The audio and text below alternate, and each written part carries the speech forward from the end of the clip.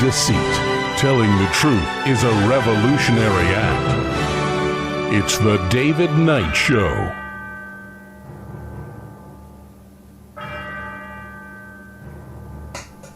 As the clock strikes 13, it's Columbus Day, Monday, the 13th of October, year of our Lord 2025.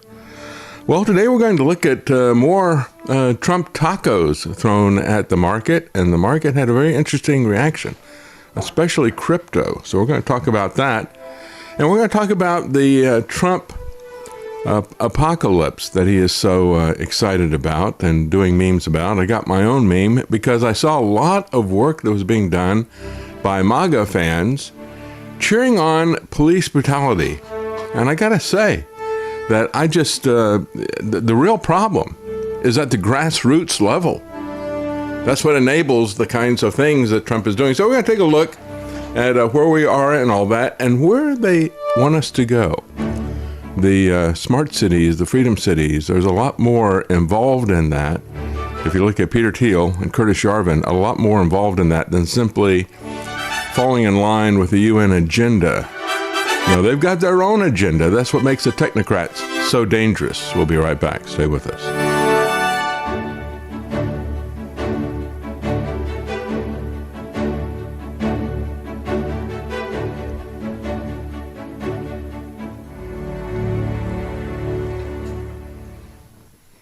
Well, another day, another capricious, arbitrary temper tantrum raising tariffs, this time to 100% on China. And it is in response, in Trump's defense, to China putting on new export controls on some key mineral materials and that type of thing. Does he not realize, though, that his tariffs are essentially doing the same thing on the input side for American manufacturing? We don't have the infrastructure involved here to get all this stuff done in the U.S. As Lance mentioned once before, somebody tried to create a very simple device and was going to have it 100% sourced in America. But somebody needs to go back and read Leonard Reed's iPencil, which I spent a lot of time on 5 years ago when Trump was shutting down the supply chains and breaking them left and right. I said, things have been distributed all over the place, and that isn't necessarily a bad thing. It can be done in a bad way, but we need to have the resources available to us everywhere. And when you start messing, it's not even just making something expensive. If he makes it expensive and leaves it that way, you can deal with it. People can work around that. But it's the constant chaos. It's the on again, off again, on again, off again, on again, off again. Nobody can operate in a situation like that. So he's deliberately shutting down our manufacturing and our farms, especially at the small and mid-level. The big guys have got deep pockets, and no matter what happens, they can continue to lose money on this and make it up on the stock market. We've seen that over and over again. So what he's doing is he's destroying the little guys. He's destroying the small and medium-sized companies with this kind of reaction. And I don't disagree that we need to disconnect ourselves from China. I do agree with that goal, but it makes all the difference in the world how you do it, or if you do it. I mean, if that's the goal, shouldn't you plan about this? This is why it's so dangerous when you look at all the different wars that Trump wants to get us into. Do they plan on this? Do they have a plan? Or are they just going to jump in, start shooting everybody, and then react to what happens? And that's what he's doing on an economic level. If they had a plan, they would have made sure that they secured some vital sources, for example, the rare earth minerals. They would have known that there was going to be retaliation against the farmers, and they would have been ready to go with relief from day one rather than letting the farmers die. And they still haven't done anything. They were quick to relieve Javier Milei in Argentina. That money came right away, just like that. You just ask and he's got it. But if you are a small farmer in Arkansas, you're facing economic ruin, and these guys are still promising someday they're going to do something about it. So don't worry, trust the plan, right? There is no plan. That's the problem. He's got some goal that he would like to achieve. He has no plan on how to do it. He's made no preparations. He's done nothing to make it work. Trump has announced that the U.S. will impose 100% tariffs on Chinese goods beginning November the 1st, in response to what he described as Beijing's extraordinarily aggressive new trade restrictions. Beijing announced a new export controls of certain strategic minerals that have dual use in military applications, saying that the move was intended to protect national security and to meet international obligations, including those related to non-proliferation. Except that when Trump puts these controls on like tin plate and things like that people are using in order to make cans so that we can put food that we grow in the cans and other things like that, when he does that, that may not be something that is being used by the military, but he's made no preparations to make sure that that's here, just like he's made no preparations to secure our rare earth supplies before he cuts them off with his temper tantrums. So large-scale export controls on virtually every product they make, and some not even made by them, he said, that'll affect all countries without exception. Well, the 90-day pause has seen U.S. tariffs on Chinese goods fall from 145%, remember the bidding war that he had on this, to 30%. The Chinese tariffs products dropped from 125% to 10%. The extension expires in November. Trump described China's move as absolutely unheard of in international trade. Well, so is his. We've never had a situation where one individual just unilaterally imposes trade restrictions like this and then takes them off and then puts them back on and takes them off. That is what's unprecedented. It's just amazing that he can get away with this. He says it's a moral disgrace. Yeah, it really is, to see what he's doing. And so what has been the fallout? Well, stocks plunged in after-hours trade as Trump confirmed the 100% tariffs and export controls on China. And, of course, Michael Snyder, the Economic Collapse blog, had an article about the farmers facing the worst economic downturn in at least 50 years. And I thought, I wonder what Michael Snyder has to say about Trump, because I know Michael. I've interviewed him a couple of times. He came to the studio, met him in person. We interviewed and talked afterwards. When he was there, he was getting ready to do a run for Congress in Idaho. And Gary Haven was there as well, the billionaire who did the Curves franchise. And, we talked, put in a good word for Michael. And I don't know what came of it. If Gary helped him, it certainly seemed like he was going to help him. But he didn't win. But I thought at the time, it'd be good to have somebody who has the perspective that Michael does. But what he's showing in this article is that he would have just been another Mike Johnson. I'm ashamed to say. He didn't mention Trump once. What's the matter with you, Michael? Come on. You got to talk about the key part of this problem is, yes, there's a structural issue with the farms. It's a big issue. However, what is happening right now is Trump is pouring gasoline on their fields and setting it on fire. How can you do an article about what they're facing and not mention Trump and this fiasco with China and shutting down the soybean market and all the rest of this stuff? I just don't understand it. He says the agricultural issue in the U.S. is deeply broken. Farmers are the foundation of it all, but they are being financially squeezed from every direction, being squeezed by the giant monopolies that control the seeds, fertilizer, and machinery that they need, being squeezed by giant monopolies that purchase most of what they produce. Meanwhile, demand from overseas has dried up thanks to the global trade war. That's as close as he gets. Does not mention Trump, who started the global trade war.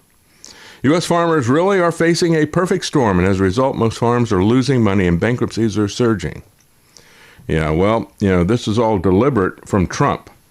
And whether or not it's a plan of his, whether or not he's doing this for Peter Thiel and company as part of the great takedown, he's still pouring gasoline on the fire. Horror stories. The pain is unreal. Worst farming situation I've seen in my life, says one guy who's the president of the Farm Protection Alliance. He's 40 years old. He said, look at the Extension University of Arkansas numbers. Corn growers losing $240 per acre. Soybean losing $144 per acre. Rice losing $380 per acre. And the cotton growers may be the worst of all.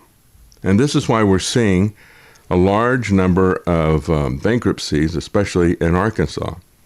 In a nutshell, we're going over a cliff in Arkansas, he said. Banks are forecasting farm bankruptcies at 25 to 40%. And the dirty secret is out. Everyone knows it. Everyone feels it. That's why some people have said about 1 in 3 farms. It's kind of the midpoint, roughly between the 25 to 40%. But it could be worse. It could be 40%. Could be nearly half the farms just in that one state. And the response to all that is you constantly hear Bessent, Treasury Secretary Bessent saying, yeah, we're thinking about doing something. Yeah, you're thinking about it, are you? In response to what you kicked off. Why did some, and then we have crypto. Crypto had an aha moment here. Why did some altcoins on Binance crash all the way to zero? So this has affected the stock market. It's affected the crypto market. And the thing I find interesting about this is that crypto seems to be moving not in opposition to the economy and the stock market, but in the same direction with it, which means that it's not, what tells me is that it's not a hedge like gold and silver are. Briefly hit zero on Binance during Friday's crypto crash, but stayed afloat elsewhere. Some of this was a liquidity issue with Binance.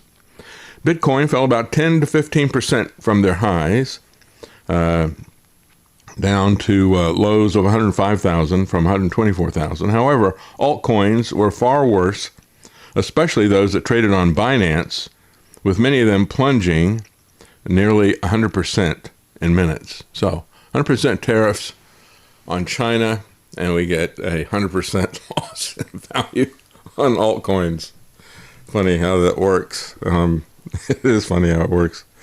If you're not holding this stuff, a lot of people lost a lot of money. Nearly $20 billion worth of crypto positions were liquidated, about 20 times more than during the 2020 COVID-19 market rout, which is also Trump.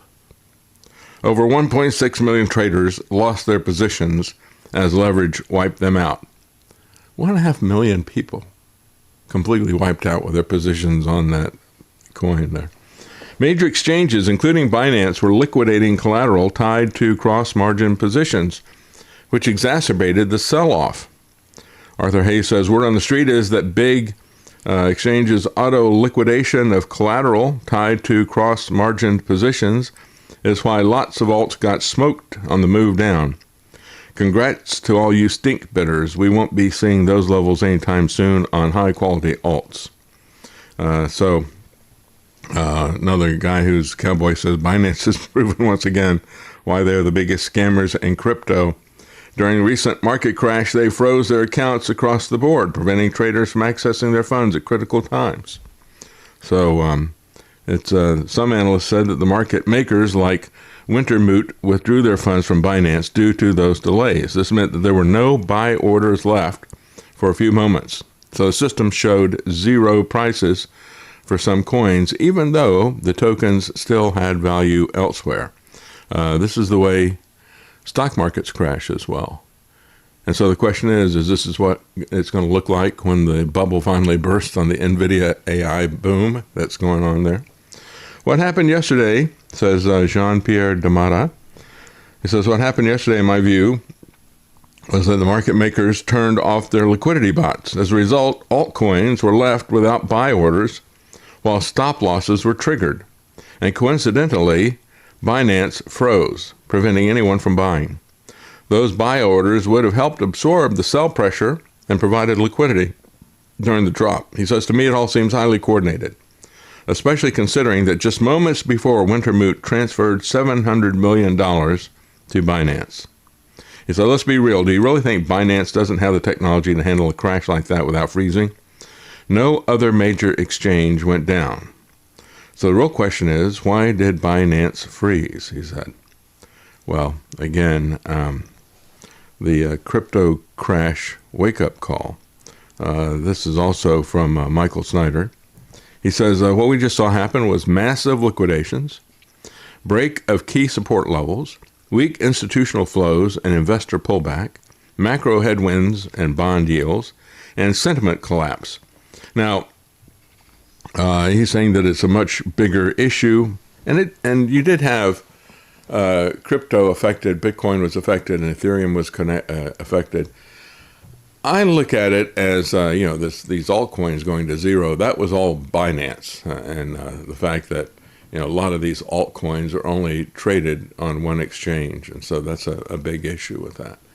But when you look at the direction that it moves and the reaction that it has to bad economic news, that's the bigger story, I think. It isn't so much that there was a hitch in these altcoins and that the crypto stuff went down on the news. To me, the issue is that it moved in tandem with the stock markets. What's going to happen with crypto when the stock market collapses? And it is going to collapse. It's not a matter of if, but it is a matter of when this AI thing is going to go. Because it's so far, the hype is so far ahead of the reality. And I know that there's a reality out there of how AI can be used, but people are still looking around for how they're going to be able to use it profitably. Yes, the killer app is government surveillance and control, no doubt about that. And they can make money selling stuff to the government. However, when you look at all these other issues, the AI slop that is out there and the Deloitte and Touche, or just Deloitte, I guess, and other law firms that have been caught using AI to put together their audits or their briefs or whatever, and the AI making stuff up. It's not ready for prime time, and yet people have invested in the stock market like it's already in prime time. That's the issue, just like with the dot-com bust. Was the internet real? Yes. Was the internet huge in our lives? Yes. But they got ahead of everything in terms of the hype. And then they panicked and ran for the exits, and that's the way these things work. In the past few days, the cryptocurrency market has undergone a sharp reversal. Prices across Bitcoin, Ethereum, and many prominent altcoins have collapsed, liquidating billions in speculative bets, rattling investor confidence. This is not merely a garden variety pullback. It is a wake-up call that the crypto space may be dangerously overextended and fragile under stress, far more risky than many public narratives will admit. And I agree with him on that. So when you look at who generally invests in the crypto space, it's mostly younger guys who are just incredibly bullish. They're just, crypto's going to the moon. I'm going to invest in this coin, that coin, whatever coin I think might be next. It's incredibly speculative. None of it is really based on any sort of, I think this actually has real world utility. It's all a bunch of, this one I think could explode. I think this one might be the next one that takes off. It's a gamble. And sometimes they put too much into it. They gamble too much. That market is always going to be incredibly volatile, just based on who is involved with it. Yeah. It's not based on reality. It's all based on, I'm going to get rich. This is going to be the next one that takes off. And that's the characteristics of all the bubbles. Once you get a lot of people in who have, they're not really looking at fundamentals or long-term investment. They're just playing a hunch, right? And they're gambling.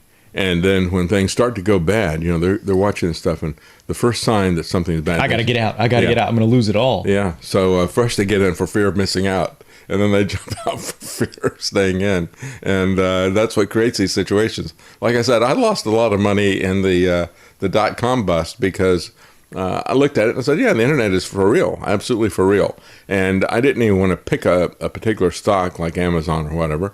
But I wanted to invest in the switching equipment that was going to be used to build the internet. I thought that was a safe bet.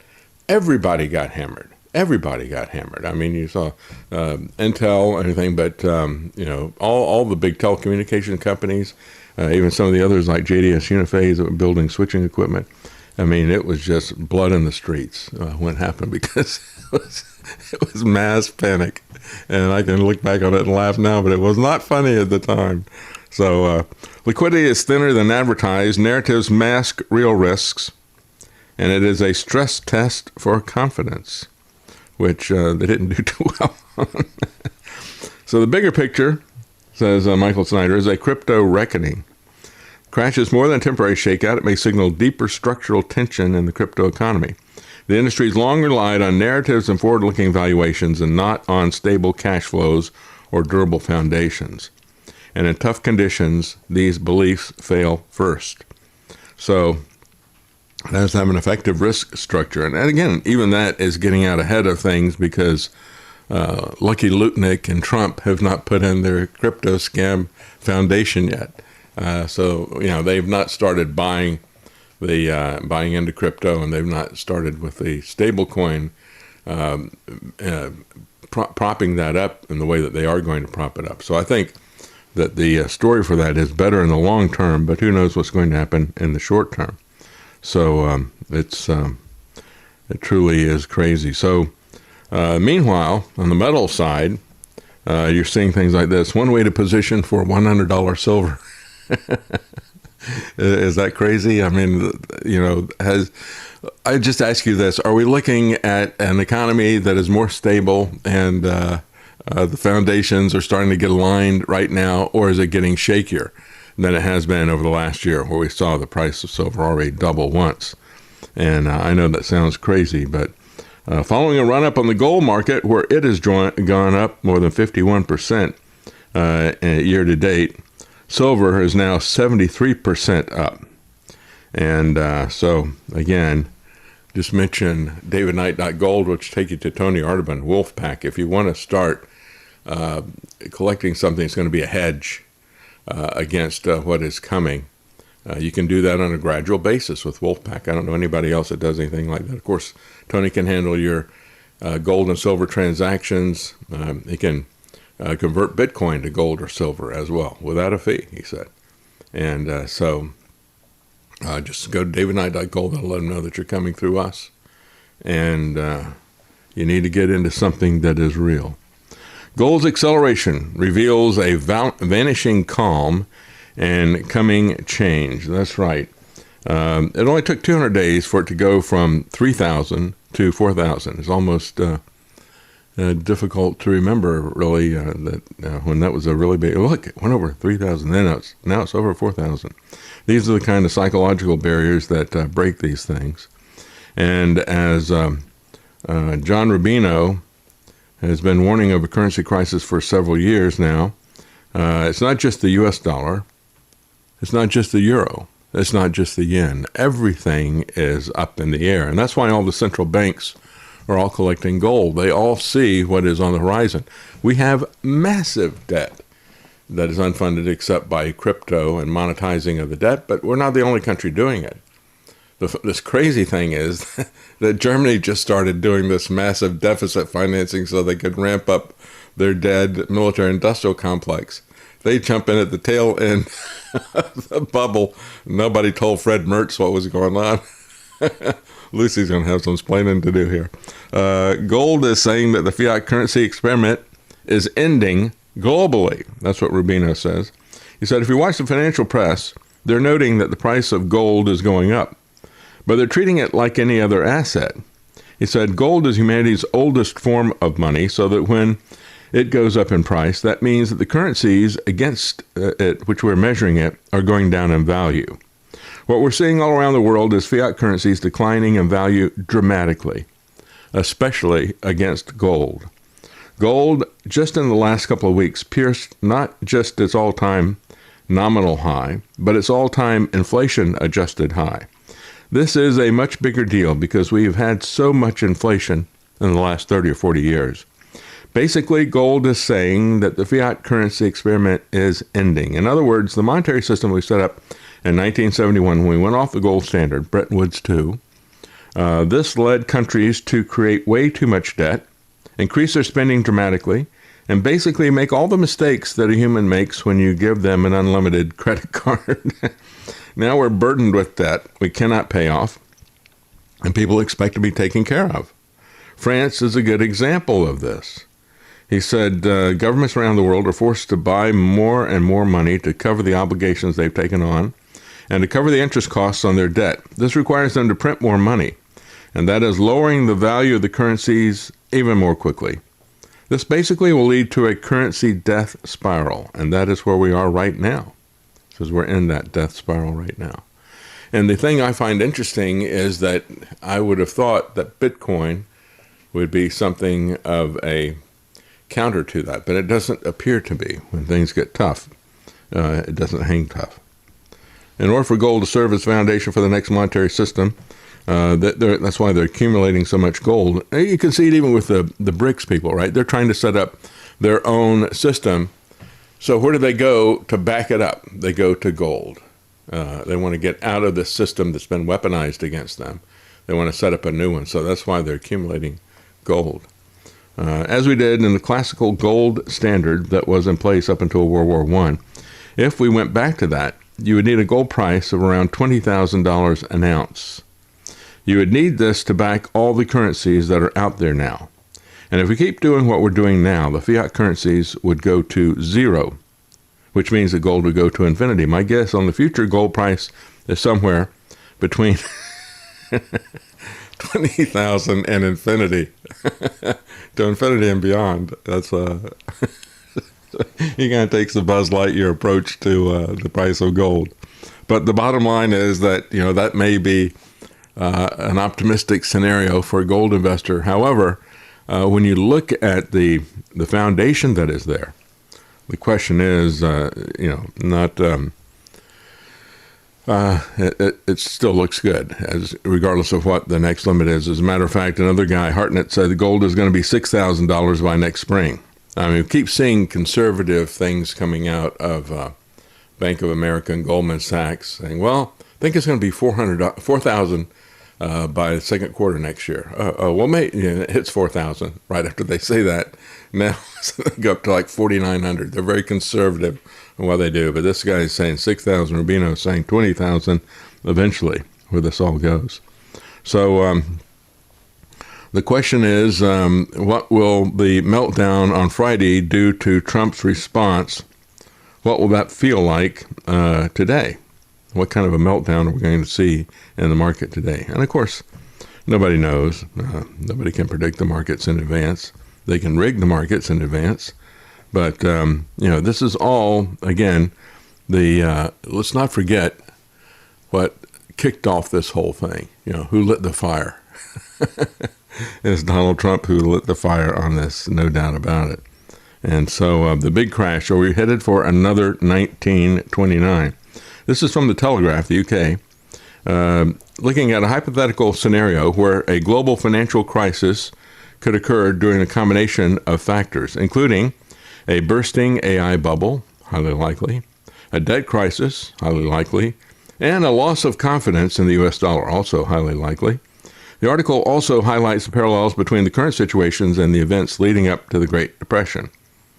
It's October 2027, and the polycrisis that financial markets have long feared is unfolding at speed.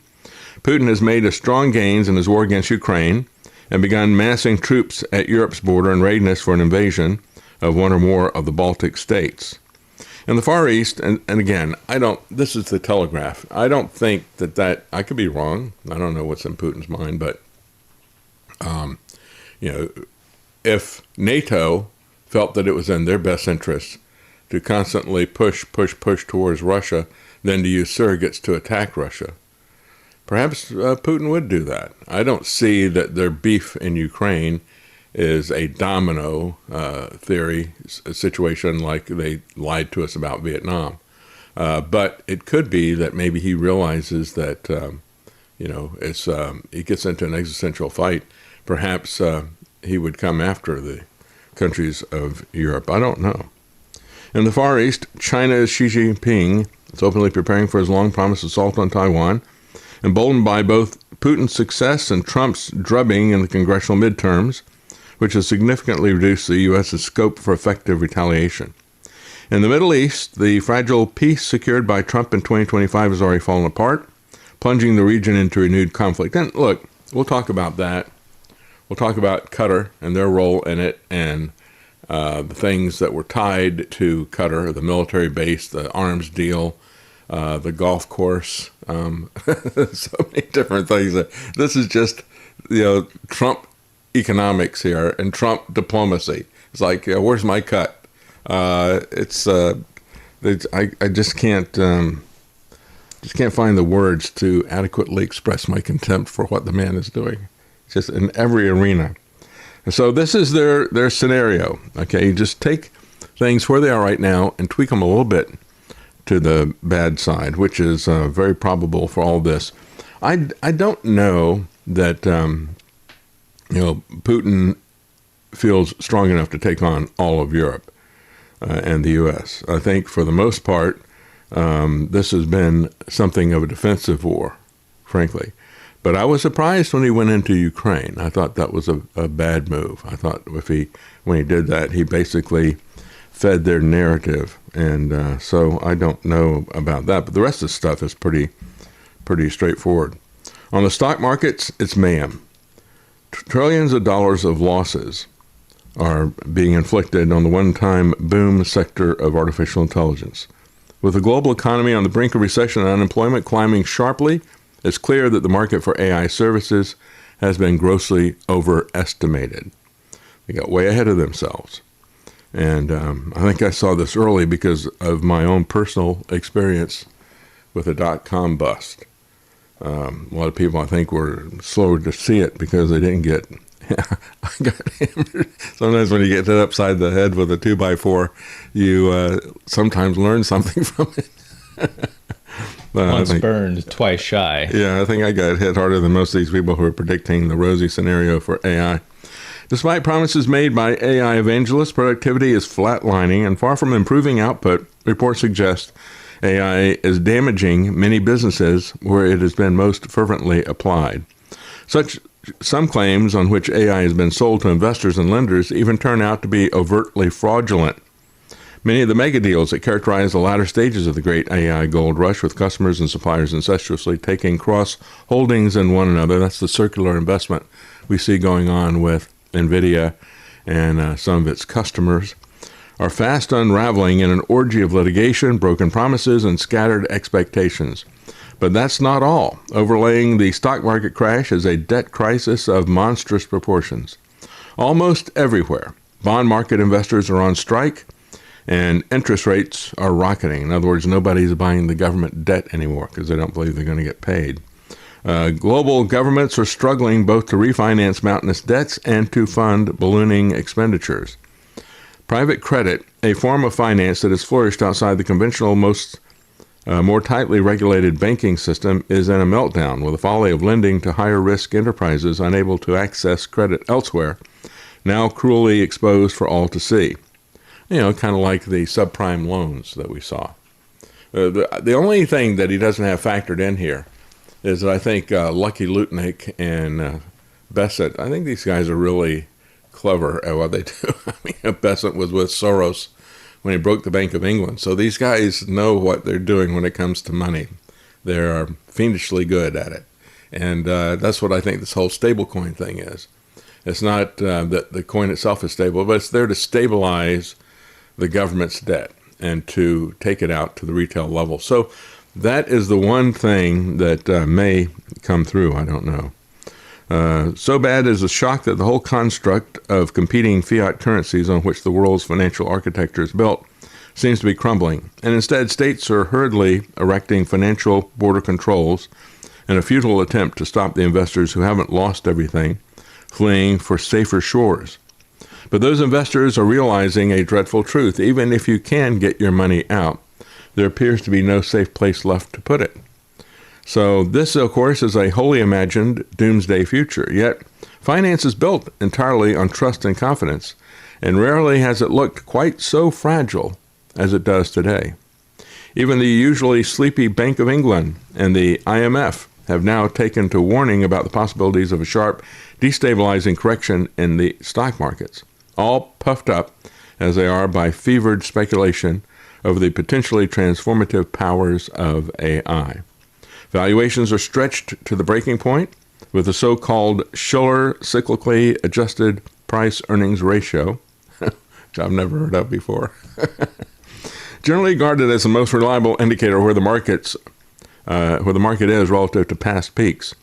It's close to the all-time high that it recorded during the dot-com bubble, and slightly higher than it was before the great crash of 1929. The parallels of previous market manias are striking. So, is this 1929 all over again? Surely not. We were all too clever, far too clever, worldly wise, and conditioned by the disastrous consequences of the most famous of all stock market crashes to let it happen again. It's unthinkable. Or is it? When a banking titan as seasoned as Jamie Dimon, chief executive of J.P. Morgan, openly expresses his concern, it's time to sit up and take notice. He said in an interview last week that he's far more worried than others about the possibility of a serious market collapse. There were a lot of things out there, he said, creating an atmosphere of uncertainty. And he went on, citing geopolitical instability, unaffordable state spending, remilitarization. I guess he could sum it up by saying Trump.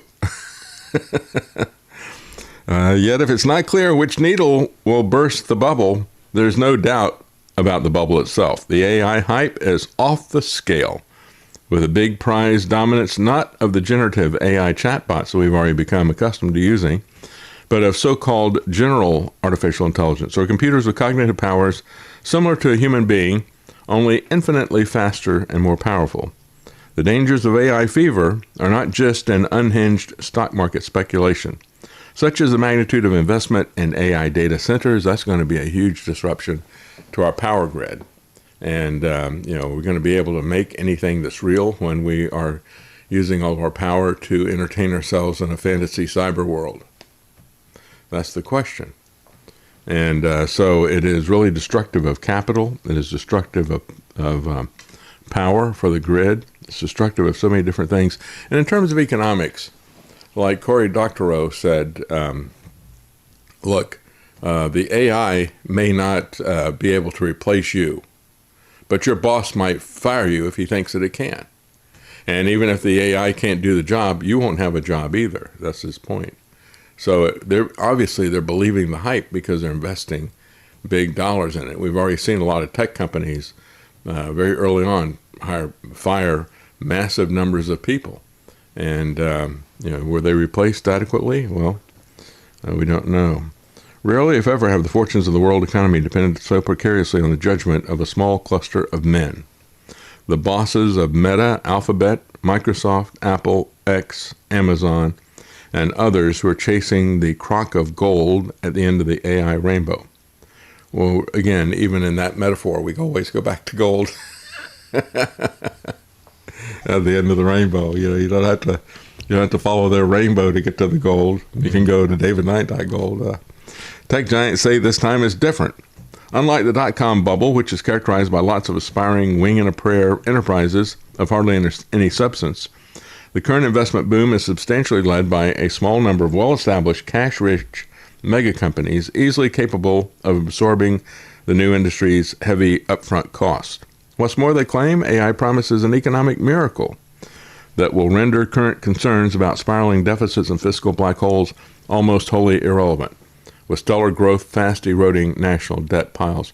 And again, I think this is a naive take. George Gilder, in his book, Life After Google, so when he wrote it, he was past 80, and he said, but I think I'm going to live to see Google going down. And so I said, I certainly hope he's right.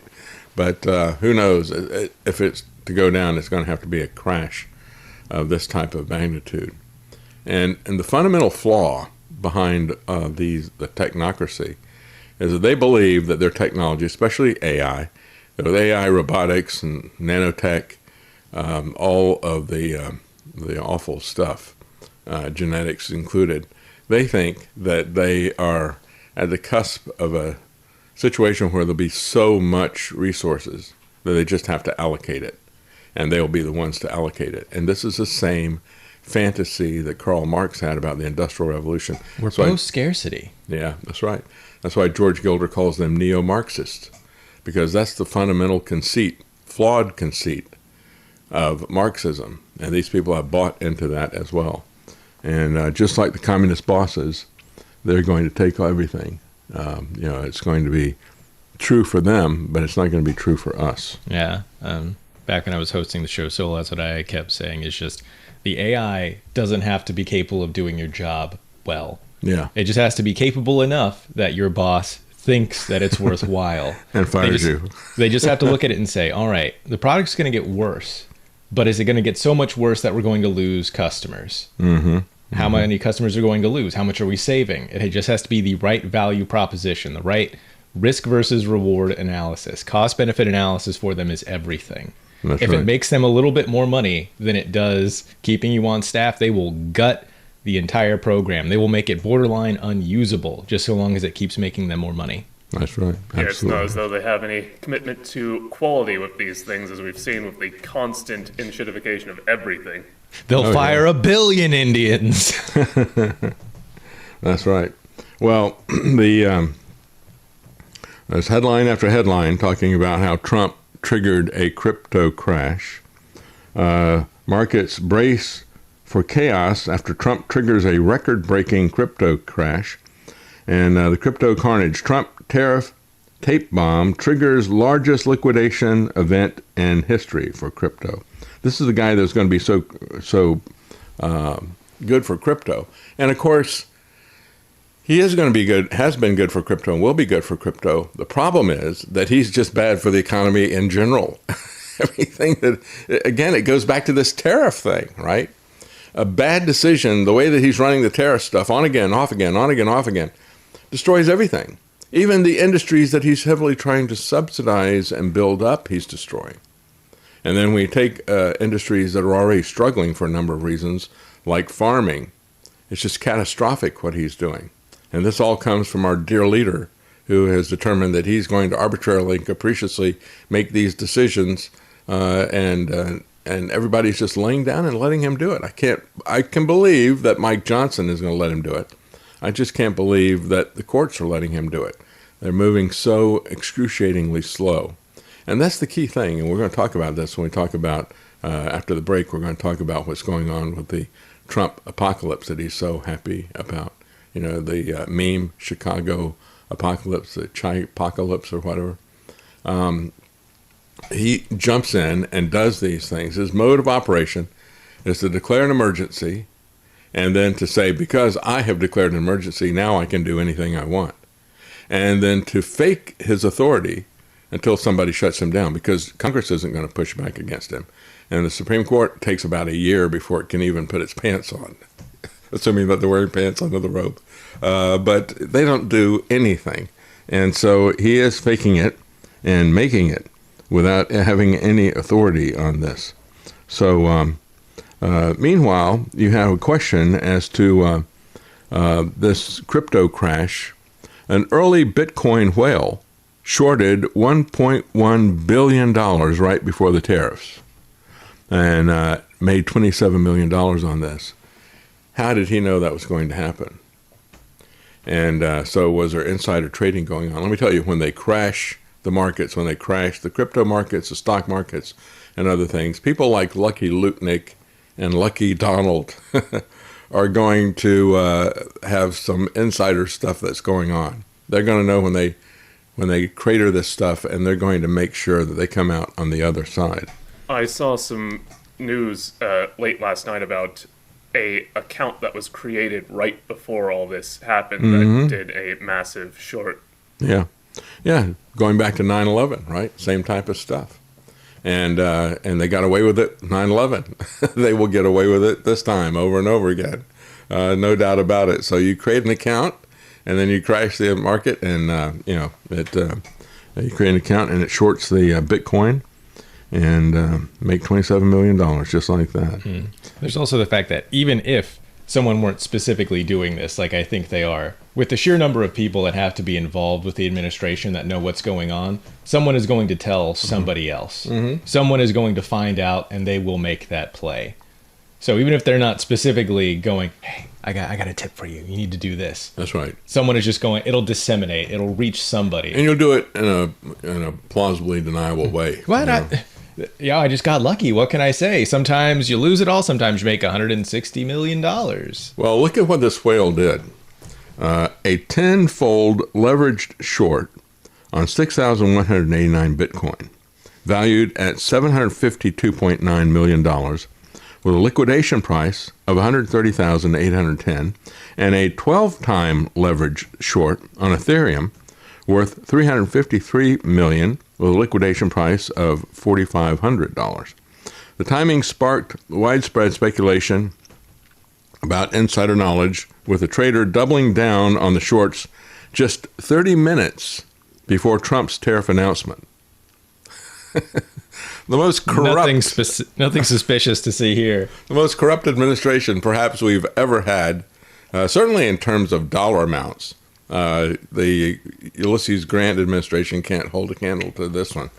But it is truly amazing what he's been able to do here. According to On-Chain Analyst, MLMABC, the whale approximately 90% of Bitcoin shorts and completely exited Ethereum at the bottom of the drop, pocketing between 190 million and 200 million in realized profits within a single day. In case you didn't know, the Bitcoin whale crossed 90% of his Bitcoin short and fully closed on his Ethereum short, making around 190 to $200 million profit in just one day. That was a tweet that was put out by MLM ABC. Look on chain data, the trader began accumulating the short positions on October the 9th by depositing 80 million US dollars into Hyperliquid, followed by additional deposits totaling tens of millions throughout the week leading up to the crash.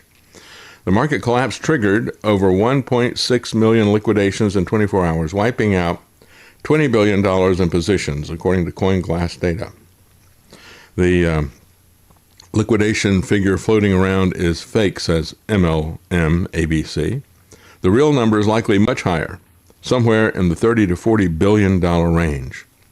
Long positions accounted for $17 billion of those losses, while shorts contributed to $2.5 billion. Bitcoin and Ethereum led liquidations at $5 billion and $4 billion respectively, followed by Solana at $2 billion and Ripple XRP at $708 million. Hyperliquid saw the largest single liquidation, an Ethereum dollar position worth $203 million. So again, when we look at the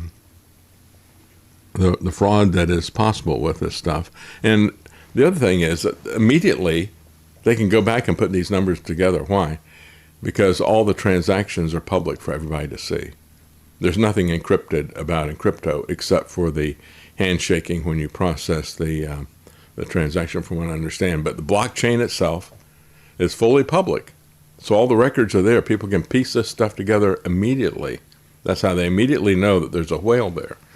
With other forms of investment, it takes a while to go back and get the records, and the records are not available to the general public. This stuff is. So Trump better watch himself. It's pretty amazing. So the massive fraud that is involved in all this stuff. Well, we're going to take a quick break. Before we do, let's read some of the comments here. That's right. Thank you very much. We appreciate it. It says, peace in the Middle East, now to Ukraine. And we still want the Epstein files. That's right. Still got to turn those over. Yeah, and we'll see if that peace lasts, though. Yeah, Israel hasn't been known for keeping their peace agreements. They've been known for breaking them and finding reasons to do so. Guard Goldsmith, seriously though, the Trump attacks are getting me to make a lot of changes and purchases. I started buying extra canned goods a couple of weeks ago, but they don't carry Prince Albert in my supermarket.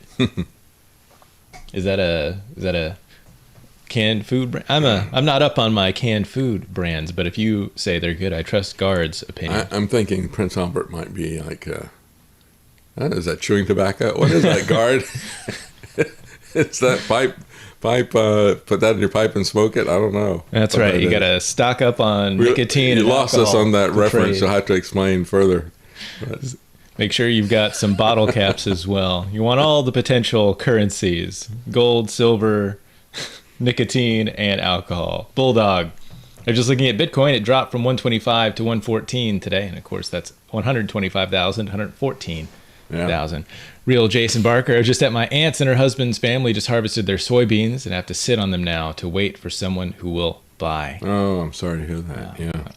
Yeah, because the other thing is, not only is China not buying, but now there's a glut of soybean on the market. So the price for soybean has dropped, unfortunately, for them to sell to anybody. Yeah. Mama C, 1996. Our grain elevators have huge piles of soybeans. We'll see if they can sell them or not. Yeah. Real Jason Barker, this is an attack on independent farmers to help big agra snatch up farmland. I absolutely agree with that. You and I see this exactly the same way. I think this is deliberate. And I think it's also, Jason, Jason Barker, Knights of the Storm, I think it is also a deliberate attack on all small and medium-sized manufacturers. I mean, it's been very difficult. If you're making something at all here in America, Trump has cut the legs out from underneath you because you've got to get some of the supplies from abroad. And nobody knows what to do. Are the tariffs going to be 20%? Are they going to be 50%? Are they going to drop down below 20%? I don't know. So how do you jump into a market like that? Once you jump in, the chances of you getting burned are huge. So everybody's sitting on the sidelines and they can't afford to do anything. And the small to medium-sized people out there have to compete with these giant guys anyway. And so they can't raise their prices. And they're swallowing these tariffs when they go up on cost.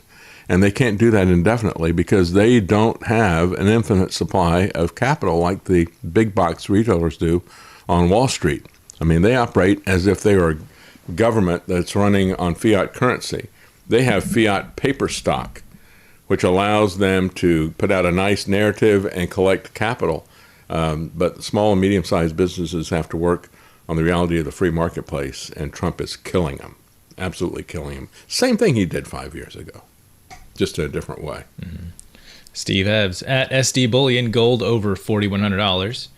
Rev 7979, big shorts in the last Bitcoin crash. Yeah. Who would have thought that Trump would have big shorts? Guard Goldsmith, the Bitcoin short sale setup that shook things early came from what appears to be a political insider knowledge connection because they knew Trump would confirm his 100% tariff on China. There's always insider trading going on when it's these people involved. Rev 7979. Let me interject here. The insider trading is so rampant. That's why I don't bother with the stock market. And the insider trading on crypto is going to be that way as well because the people like Lutnick and Besant and Trump that are all in on it. Don't tell me that that's not going to be manipulated insider trading just like the stock market is. Yeah. Rev 7979, nothing is more stable than tangible assets in your hand, like brass bullets. That's right. Get yourself some brass, some lead. Tyler Rob 22, we farm, and he's exactly right. Commodity prices are in the tank. The real Octo Spook, Trump is sending long-range missiles into the Ukraine, and American contractors are now arming them, and they are being launched into Russia. I think he deserves a peace prize for that, don't you? I've been the best president on peace, possibly ever. Wally Walrus, my Wolfpack Gold is holding its value. I've been stocking up on goldbacks as well. Excited about the Texas goldbacks coming soon. Steve Evans, I just can't get into any crypto. I trust things that are in my hand. I don't fault anyone in crypto. I just don't trust it. Yeah. That's what like I said, it's incredibly volatile just because of who invests in it. You've got some very, very large major players like you saw this guy who's connected and knows when things are going down. And then you've got a bunch of other people that are just trying to, have it go to the moon. So they're just investing what they can when they can. Yeah. And they'll be forced to abandon their positions. Well, it's like the original stock market crash. And the guy says, one guy, I forget who it was that said it, so he knew the top of the market had been reached when the Shoeshine boys were talking about stock tips with each other. Because when it gets that far into retail, then it's time to get out, because it's always been an inside game. Right? So we've got too many suckers in the market. Yeah. We reached the last fool. So there's that old saying, if you can't tell who the sucker at the table is, it's you. I've never been able to identify the sucker, so I'm fairly confident it's always been me. That's right. Yeah, that's my experience. Bulldog, if silver goes up, everything silver is used in goes up as well. Or they can't get silver for production of everything. Manufacturing will have buyer competition on silver. Wally Walrus, when all else fails, they take us to war. That's right. Yeah. Guard Goldsmith, by the way, that Boston radio host calling Trump the peace president, oh man, Baston. What a peace president he is. Yeah, it's just, he spells it with an I, as I say. Bulldog, what if the government becomes a big buyer of silver along with manufacturing? It's a possibility. Russia. Well, yeah, silver is used extensively and solar panels and some other things like that as well. Yeah. It's like the copper stuff that they are in the UK. There's so much copper theft of these charging cables that it's completely destroying the charging infrastructure, what little of it there was. Who knew that crackheads would be our last line of defense against the pull technocracy? Up, and the thing says that it's got that it's online and everything's there, but then you get there and there's no cable because somebody cut it off to sell the copper that's there. So they want the copper strands and you're stranded. $5.95 Bulldog. I read that one. Nibiru 2029. Bitcoin is just a techno Ponzi scheme. Mm-hmm. Tunnel Lord 1337. The Bitcoin bros should use some of their earnings and reinvest them into far more stable markets. That does sound like good advice. Sounds like good advice to me. You somehow make it to the moon on Bitcoin or one of these altcoins and get out and put it in something that is not going to just crash for no reason. And Tony can help you do that without a fee. Exactly. Takes the Bitcoin, he turns it into gold. davidknight.gold. Nibiru 2029. 1929 will appear a time of plenty compared to Trump's big, beautiful economic implosion. Yeah. I certainly hope not. Audi MRR. Trump is trying to turn country into perpetually military-occupied American Gaza. Yes, I'm going to talk about that coming up next. And of course, going back to Nibiru, no matter what happens, God is in control of everything. So more than gold, more than silver, more than any investment, whether it's bullets or food, you can trust in him always. That's right. He will always be there. The real Octo Spook, and of course, by that I mean the gospel, Jesus Christ. He is who you need in your life, not just a general God. The real Octo Spook. Yeah, China. not just the man upstairs. Yeah. I'm a big believer in the man upstairs. Isn't that the man upstairs? Absolutely meaningless. China is the largest mining/producer of gold in the world. China is a clear winner here. Has 15% of all gold ever mined in the world and increasing every day. Trump's tariffs bankrupting Americans just doesn't seem a good response against China. No, just like Biden weaponizing the financial system against Russia, confiscating their assets that they had parked in the financial system was a self-inflicted wound that could be fatal for the economic system. Not just because of Russia, but because everybody could see they can't trust this financial system that's been politicized and weaponized. Mm-hmm. Nibiru 2029. Putin doesn't have to worry about taking on Mark's America directly. Trump will have sabotaged the nation long before that day arrives. Yeah. Bulldog. Oh, I got it. This is going to pop with bricks. It's the market is incredibly unstable, and all it needs is just a little push one way or the other. Mm-hmm. Sylvia 19. Catherine Austin Fitz said crypto/captured stablecoin is pump and dump. I agree with her. Yeah. It's another good way to get the last of your money out of you. Yeah. Christian Constitutional I'm Conservative. not going to buy into anything that Lutnick and Trump are pushing. It's Not on my watch.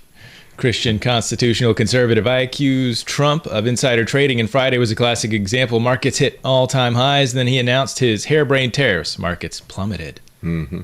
Yeah. Chevken. 3 more years of destruction from Trump to go. Oh, boy.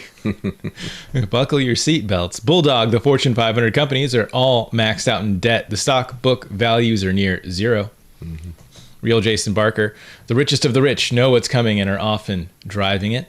Yeah. The Real Octo spoke here in Walmart. If you buy booze, everyone with you has to show ID. Booze might be a great investment too. Walmart is now a branch of the ATF. That's right. You better start stocking up on Everclear. Also, it can be used to disinfect wounds if it comes down to it. Yeah. Pair ODs. You've got stock in retro video games. That's right. Invest in Pokemon. Buy Pokemon now.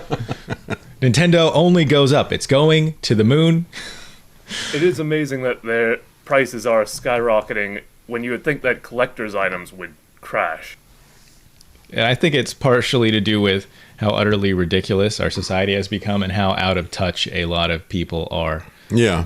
We've lived in a time of plenty for so long that they don't think... They haven't gotten the memo. Yeah, they don't think it can go bad, so they're sitting there, oh, you know what's really going to hold its value? My Charizard. In a time of plenty, in a time of excess, yes, your Charizard might continue to hold its $5,000, $10,000 value. If the market collapses, no one is going to be buying your Charizard. Yeah, or your baseball cards or whatever. Yeah, it is crazy. My tulip bulbs. I wonder if you can eat those tulip bulbs. I guess somebody did, probably. Well, there's a little bit of hope in all of this. Marjorie Taylor Greene is now torching Trump's tariffs and his corruption at the same time. So she has seen the light, and good for her. She's developing a spine and getting integrity here, just like Thomas Massie. She joined Thomas Massie, has been very outspoken about this Epstein stuff. But she said this shouldn't be about helping your crypto donors. That's exactly what he has made it. So she said that these are all attempts to enrich his crypto donors. She said this during a recent conversation with comedian Tim Dillon. And I'm talking to major manufacturing companies that are saying, we support the president, we support what he's trying, his long-term goals, but we have a problem with these tariffs. Let me just say that the devil's not just in the details. The devil is in the way that you achieve your goals, right? The end does not justify the means. So we can agree with Trump on the end, and we can adamantly and must adamantly oppose the means that he's trying to accomplish with all of these things. Whether you're talking about the border and immigration flood, or whether you're talking about the outflow of wealth and manufacturing out of this country. In the first place, we don't want a centrally planned economy. And if we want a centrally planned economy, he ain't the guy to do it. He bankrupted half a dozen casinos. So he's a lucky loser, as the book said. And that got him so angry that he sued him for $15 billion because it was spot on with the truth. She goes on to say, Marjorie Taylor Greene says, it shouldn't be about helping your crypto donors or your AI donors or welcoming in these people that hated you and spent money trying to beat you. But all of a sudden, they're excited to come to the new Rose Garden patio. That should not be the focus. Well, she's spot on. She's the focus is new ballroom in the Rose Garden patio, right? Even when somebody asks about Charlie Cook. Well, yeah, that's really bad. But hey, did I tell you about my my new ballroom plans that are here? Very, very sad. What's not sad? My ballroom, the best ballroom. It's gonna be great. She said the focus should be on the people that showed up at the rallies, who stood there for 18 hours trying to get in the rain, in the cold, in the 100-degree heat. For those people, those are the ones that I care about. Those are the ones that voted for not only President Trump, but for every single Republican and gave us power. I don't think those people are being served. Boy, she's exactly right.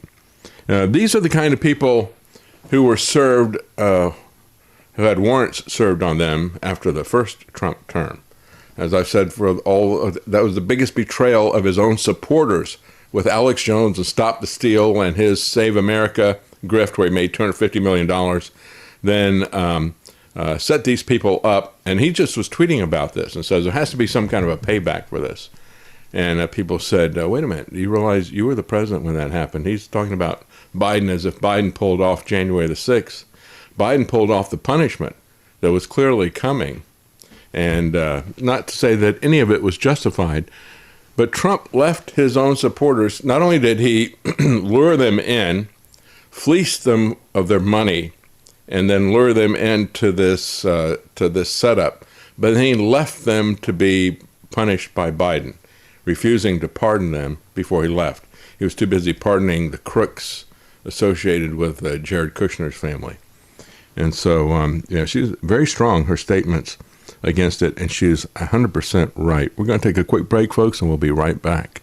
Unlike most revolutions where the people rise against a real economic oppression, in our case here in Boston, we are fighting for purely an abstract principle. Hear, hear. Hear, hear. It is, however, not nearly so abstract as the young gentleman supposes.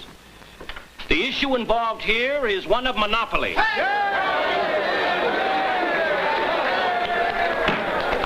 Today, the British government will monopolize the sale of tea in our country. Tomorrow, it will be something else.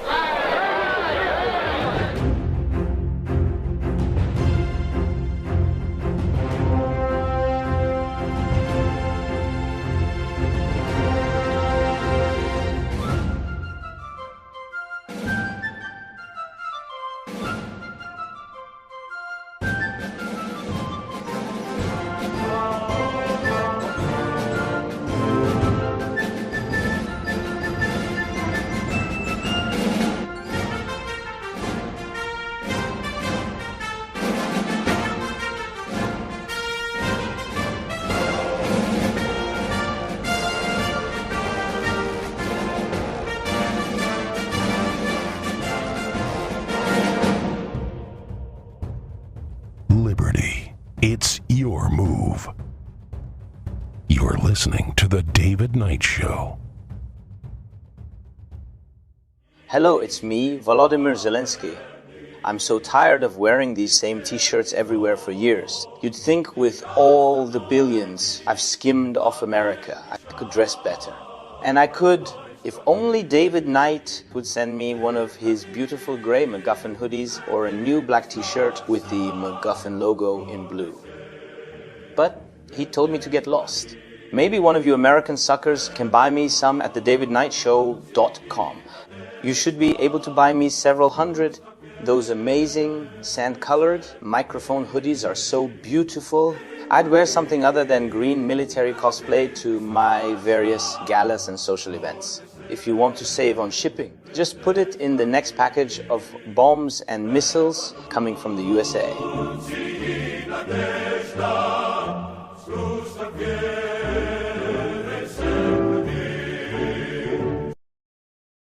Hear news now at apsradionews.com or get the APS Radio app and never miss another story. Well, as I said at the beginning of the program, one of the things that concerns me is that Trump supporters, and I don't know if it's Trump supporters or if it's Trump bots, but they're using OpenAI's Sora to generate AI videos of soldiers assaulting protesters because they want this.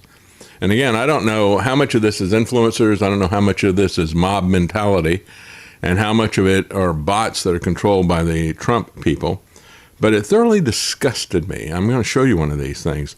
Videos created using OpenAI's Sora 2 depict soldiers assaulting protesters, fueling a narrative of widespread violence. However, the violent crime in the U.S. is at its lowest in decades, in contradiction of this narrative. So here's what it looks like. This is what I call it, instead of martial law, I call it MAGA law, because MAGA doesn't have any respect for the law, for Constitution. They know and care as little about the law and Constitution due process as they know and care about politics and about Trump's personal life. So here's the kind of garbage AI slop these people are putting out to cheer. No cheese! No queso, no cheese! You hear me? No queso, no cheese! Get back! No! My eyes! I can't see! No queso, no cheese! No queso, no cheese! No queso, no cheese! Back it up! No cheese! Yeah, and these people reply and say, that was beautiful. You think that's beautiful? Wait till they do it to you. And before you ask, I voted for this. That's why I oppose MAGA. I have absolutely nothing to say to these people. They are clueless, useful idiots. To take Trump's word for it, America's cities are in reins, forcing him to deploy federal troops to Portland, D.C., and Memphis. But no one seems to be able to find any real evidence of the mass riots and the anarchist violence that Trump and his supporters insist is destroying the nation. Luckily for them, that problem is easily solved with a little help from AI. So, hey, if it's not there for real, you can just create a fantasy world to support what Trump is saying. So this is first flagged by Gizmodo, which reported a concerning rise in AI-generated pro-Trump propaganda since the release of OpenAI's Sora 2, which is capable of spitting out short, photorealistic clips, along with sound as well, as you noticed. Gizmodo notes how one clip showing a protester harassing a U.S. National Guardsman before getting pepper sprayed went viral on Instagram, notching nearly 1.5 million likes. 1.5 million likes. I detest that. I absolutely detest that. In the first place, I don't care what the person is saying. You know, and they had them saying something, that was no nachos, no cheese, or something. What was it? No queso. No queso, no cheese, or something. Yeah. Anyway, but whatever they're saying to that National Guardsman, that does not give him the right to pepper spray them in the face. When you support that, then what you're saying is, I don't like your speech. Your speech is hateful. Your speech is violence. And the MAGA people are no different from the left, folks. We don't want to have anything to do with either of those sides. They are a mirror image of each other. They come at it from different directions. It's like the Nazi fascists versus the Soviet communists. You don't want to be on either side. They're both horrible. And they're just coming at it with a different justification. So had 1.5 million likes, 40 million views. Can you imagine that, liking that? And the comments are making it clear. Best video I saw today. Let's see more of these scumbags being taken down. I love a feel-good video like this. Another one, another poster on X, uploaded an AI-generated video montage of various protesters hollering in the police officers' faces, "No queso, no cheese," which I just showed you there. And again, "I voted for this," said one of them. Well, I saw that, and that disgusted me. So here is my take on all this stuff, if I can find it. Let's see. Here it is. There's Trump's own meme. Sees himself as Robert Duvall in Apocalypse Now. This is the end, beautiful friend.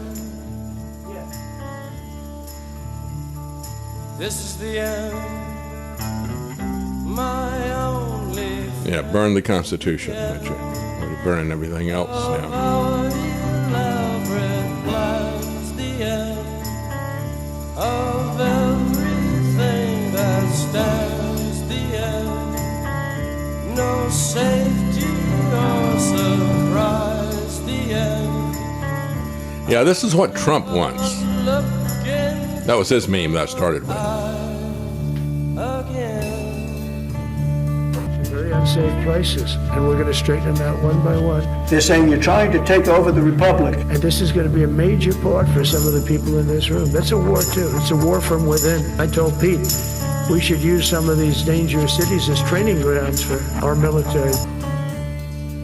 Yeah, that's what the military is going to look like right there. Can you picture what will be so limitless and free, desperately in need of some stranger's hand in a desperate land? Those chicken goats. That must be Gates's farm. The genetic modification's gotten wild.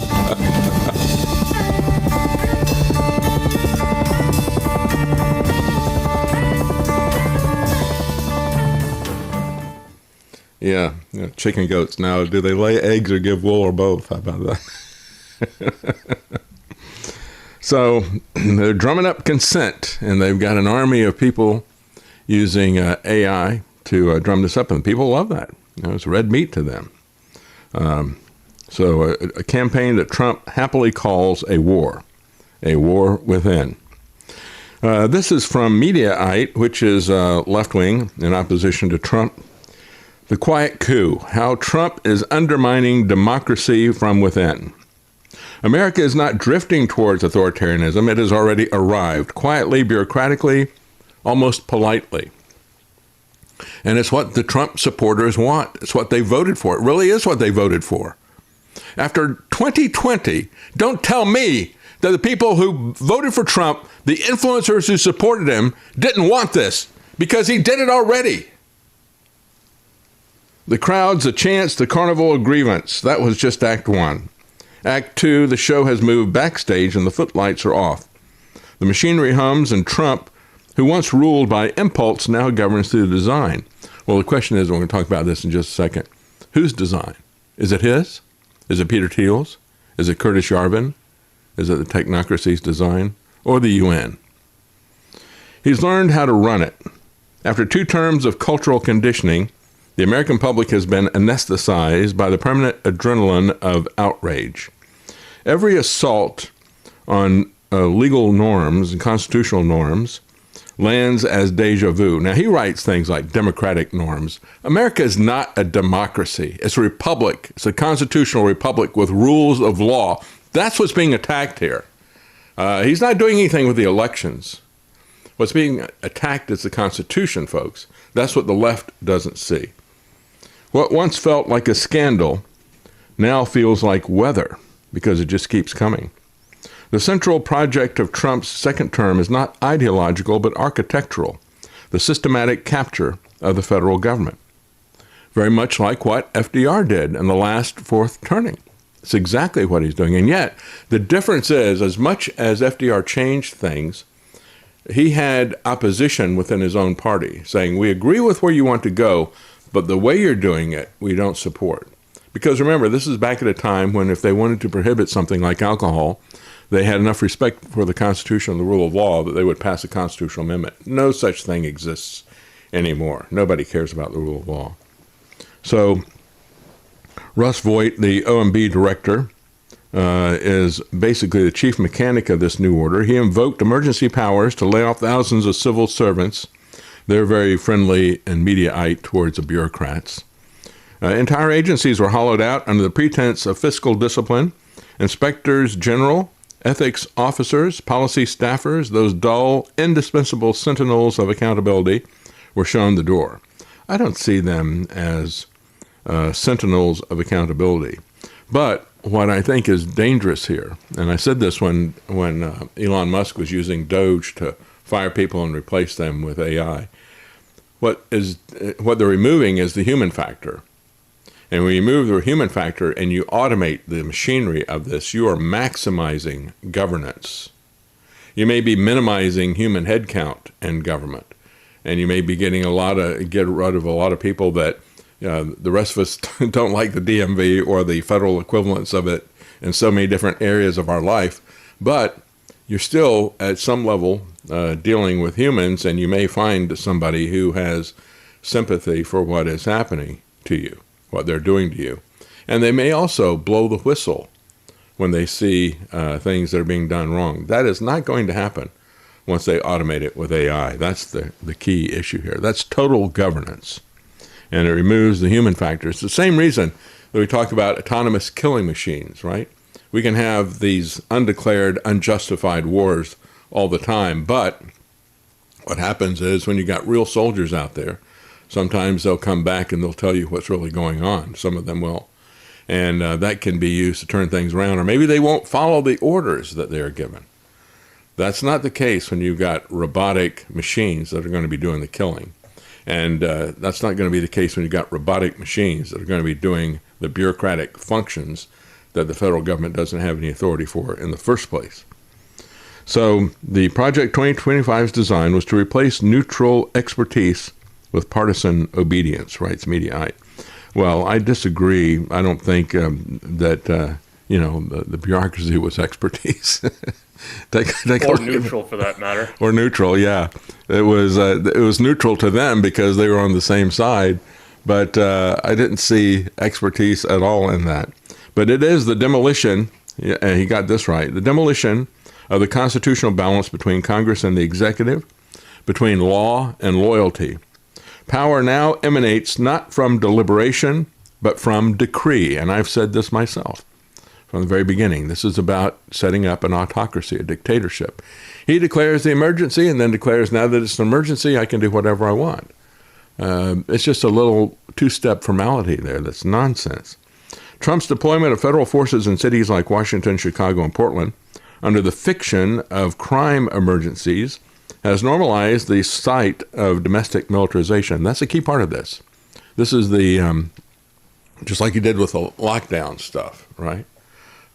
This is normalizing people for that. Just like he did with the stimulus checks. That was normalizing UBI. This is normalizing the military on the streets. That is Trump's purpose as a Trump precedent. Courts hesitate, Congress sputters, and the White House learns a lesson that if you act as though you have the authority, eventually you do. You can fake the authority until you make the authority. None of this looks like a coup. It looks like administration, and that's what makes it so effective. The press, the courts, elections are still there, yet their cumulative weight feels diminished like background institutions orbiting a single gravitational center. You don't need to destroy a democracy to control it. You only need to occupy it from within. Keep the noise loud, keep the lights bright, and the public too weary to parse the details. And you keep a mob of fanatical supporters there. This is MAGA is his brown shirts that are out there, keeping people in line, keeping the politicians in line. They're totally afraid of this guy. That's what's really concerning. Governance becomes spectacle. and spectacle becomes governance. And the population learns to confuse fatigue with normalcy. And to what end? Some may say that this is merely a policy disagreement, that Trump favors smaller government, fewer regulations, and a market-friendly redistribution of resources.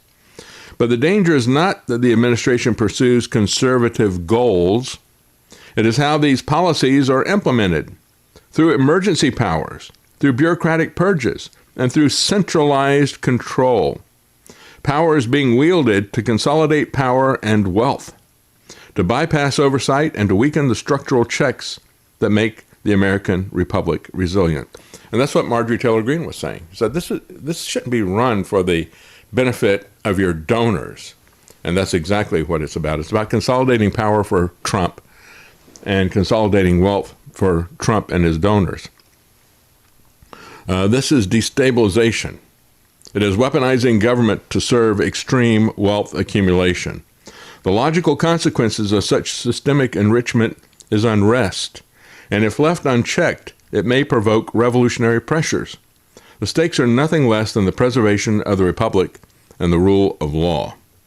By weakening the civil service, militarizing urban centers, and consolidating power within the executive branch, Trump is laying the groundwork for a presidency that is not merely strong, but a total fusion of state, party, and personal enrichment. The public's focus on daily scandals obscures the more insidious threats to democracy unfolding behind the scenes. And yes, Trump is great at providing one scandal after the other, isn't he? David Carr once wrote that journalism's purpose was to, quote, name the thing. Well, the thing is now authoritarianism, cloaked in legality, spectacle, and distraction. And while the noise keeps rolling, the country risks awakening too late to the magnitude of what has been quietly stolen. And we know what is being stolen. Even now, Karl Rove comes in, and of course he was George W. Bush's political analyst. That's the way he looks at this. So he looks at the polls. And he said over the weekend on Fox News, he said that this latest National Guard gambit is bad policies, that it is a loser. He said he warned Trump that his effort to deploy the National Guard to Portland and Chicago is bad politics during an appearance on the Journal editorial report on Saturday, Wall Street Journal, and Paul Gigot, who was interviewing him. And so he asked Rove about this. He said, if you take a look at the Reuters poll, 58% of those surveyed said they believe that you should send troops only for external threats. However, the Republicans are 51%, Democrats 72%, and independents 53%. But if you look deeper, there's another question, which was, should the president send troops even if a governor objects? That was 37% yes, 48% no, and it was 70 to 18 among Republicans, and it was 13 to 79 among Democrats, and 28 to 50 among independents. So we don't like him. We believe that he shouldn't deploy. If a governor objects, though, the partisanship starts to be felt. Republicans say, yeah, override the governor. Democrats say no, and independents tend to side with the Democrat voters and say, no, I don't think that should happen. Rove said this ultimately, I think, will tend to be a loser if the question is, should the president do this or should he have done it? On the other hand, it might get him a slight improvement among the people who are concerned about crime and saying, well, at least he's taking action. But overall, I think this is going to end up being a loser for the president. I'm not so sure that he's got that right. Because as I said, I think, assuming that stuff is coming from some people on his base, I would assume that's probably coming from his meme factory.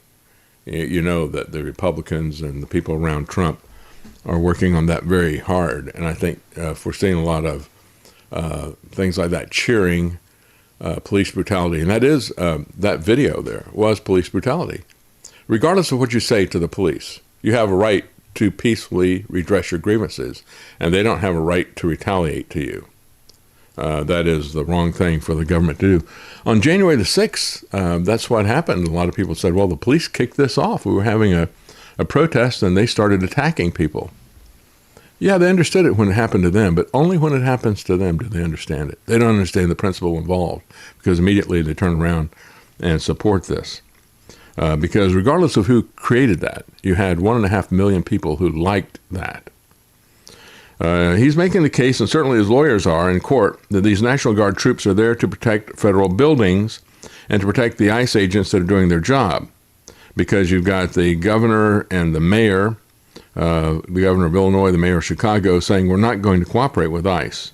So he says, I mean, there's a kind of logic to what he's doing to try to protect these agents. That's Paul Gigot saying that to Rogue. Karl Rove. Called him Karl Rogue for so long. Anyway, but the reality is that the principle that local officials do not have to cooperate with the federal government has been endorsed by the Supreme Court. Whether or not they endorsed it or not, that is constitutional. We have a separation of powers. And what the Trump administration is now doing is treating that established principle of non-cooperation, that principle of nullification, which are really part of the 10th Amendment. The Trump administration is now treating that as if that were an insurrection, as if that were somehow secession or something. So always in the past we've said, yeah, like Marjorie Taylor Greene said, I think we need a national divorce. And I said, well, the problem is you're married to an abusive husband, the federal government. And so in the past, if you wanted to declare that you were independent and have a divorce, you are inviting attack from the federal government. Now Trump has moved the needle so that if you just don't obey this abusive husband and everything, he's got a right to beat you. That's the reality of this. And so Rove says, well, look, he has the authority to deploy the National Guard to protect federal facilities. And I think the public, though, is going to look at this and make a decision as to whether or not what they're seeing during the summer of 2020 and riots in Portland, nightly attacks on the federal courthouse, or is this going to be, protesters outside a facility in suburban Chicago? And let me just say, he says, all right, so we know what happened in 2020. There were a lot of riots. Now, the left called it mostly peaceful, but they're burning stuff up. It was really out of control. And a lot of people were calling on Trump to do something about it then, and he did nothing.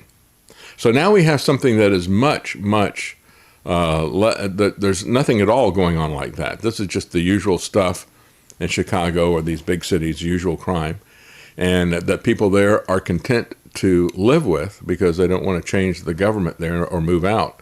So that has been the status quo for quite some time. It's not an emergency. Nothing has changed. And you don't have the kind of riots that we did in the summer of 2020 when Trump did nothing. So how could he argue that this is an emergency that requires the federal government to do something about it? His own experiences on administration before this argues against his own actions that he's doing here. So he says, if it heats up, yeah, the president's going to look better. But if it doesn't heat up, if it really is just sort of meeting the needs of the protecting the federal facilities, I'm not certain that that's going to work to his advantage. We saw this a little bit in Portland, where the president was asked about it, and he said, well, I am hearing that there are fires and riots and lots of violence every night. I don't know where he's getting that, because that's not what we're seeing on Portland TV. Maybe he's looking at these the Sora 2 AI stuff that people are creating. Maybe that's the reality. They're feeding Trump a nonstop diet of fake videos. Yeah. So Reason is looking at the legality of this Insurrection Act. Regardless of whether or not they kind of skip over the fundamental question as to whether or not that's constitutional. But they just assume that that's a legitimate thing. Even if it were a legitimate thing, Trump is using it illegitimately. That's how far down the rabbit hole we've gone there, down the drain, I should say.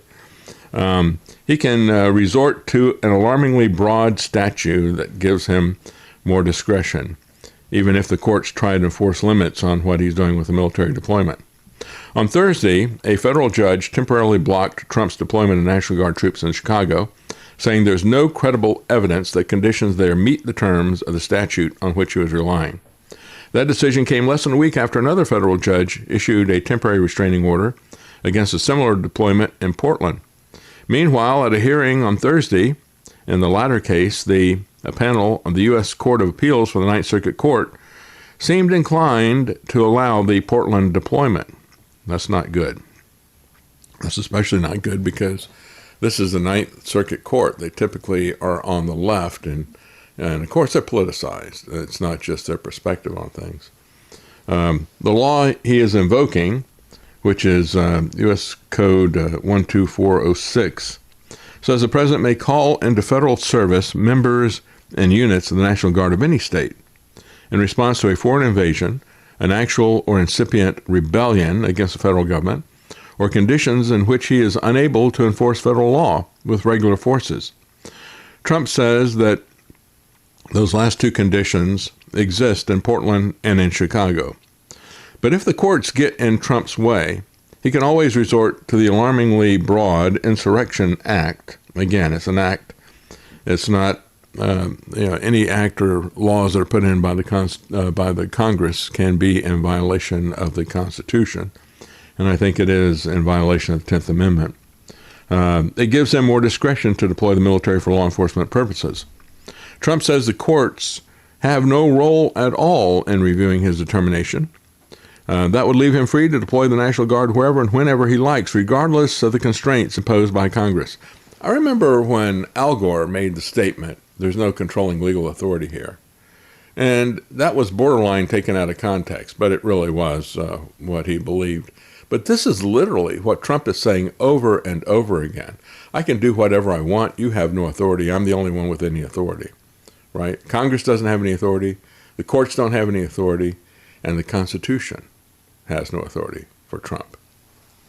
So the Ninth Circuit Court rejected the argument that his use of Section 12406 is completely insulated from judicial review. However, when this came up before, in terms of the L.A. deployment, the court kind of said, well, we still have oversight, but we're not going to fight you on this. So they capitulated to him to avoid a fight. And so it kind of shows you that nobody has the guts to stand up to him. That's why it's good for Marjorie Taylor Greene that she would stand up to this guy.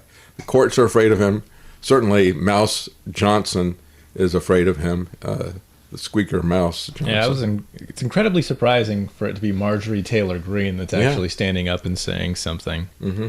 Just wouldn't have bet on that outcome. Well, I had just written her off as another sycophant because, look, we all saw this in one form or the other 5 years ago in 2020. 2020, all of this stuff was done all at once. That's why I say anybody that would still support this guy, I just don't understand it at all. But good for her.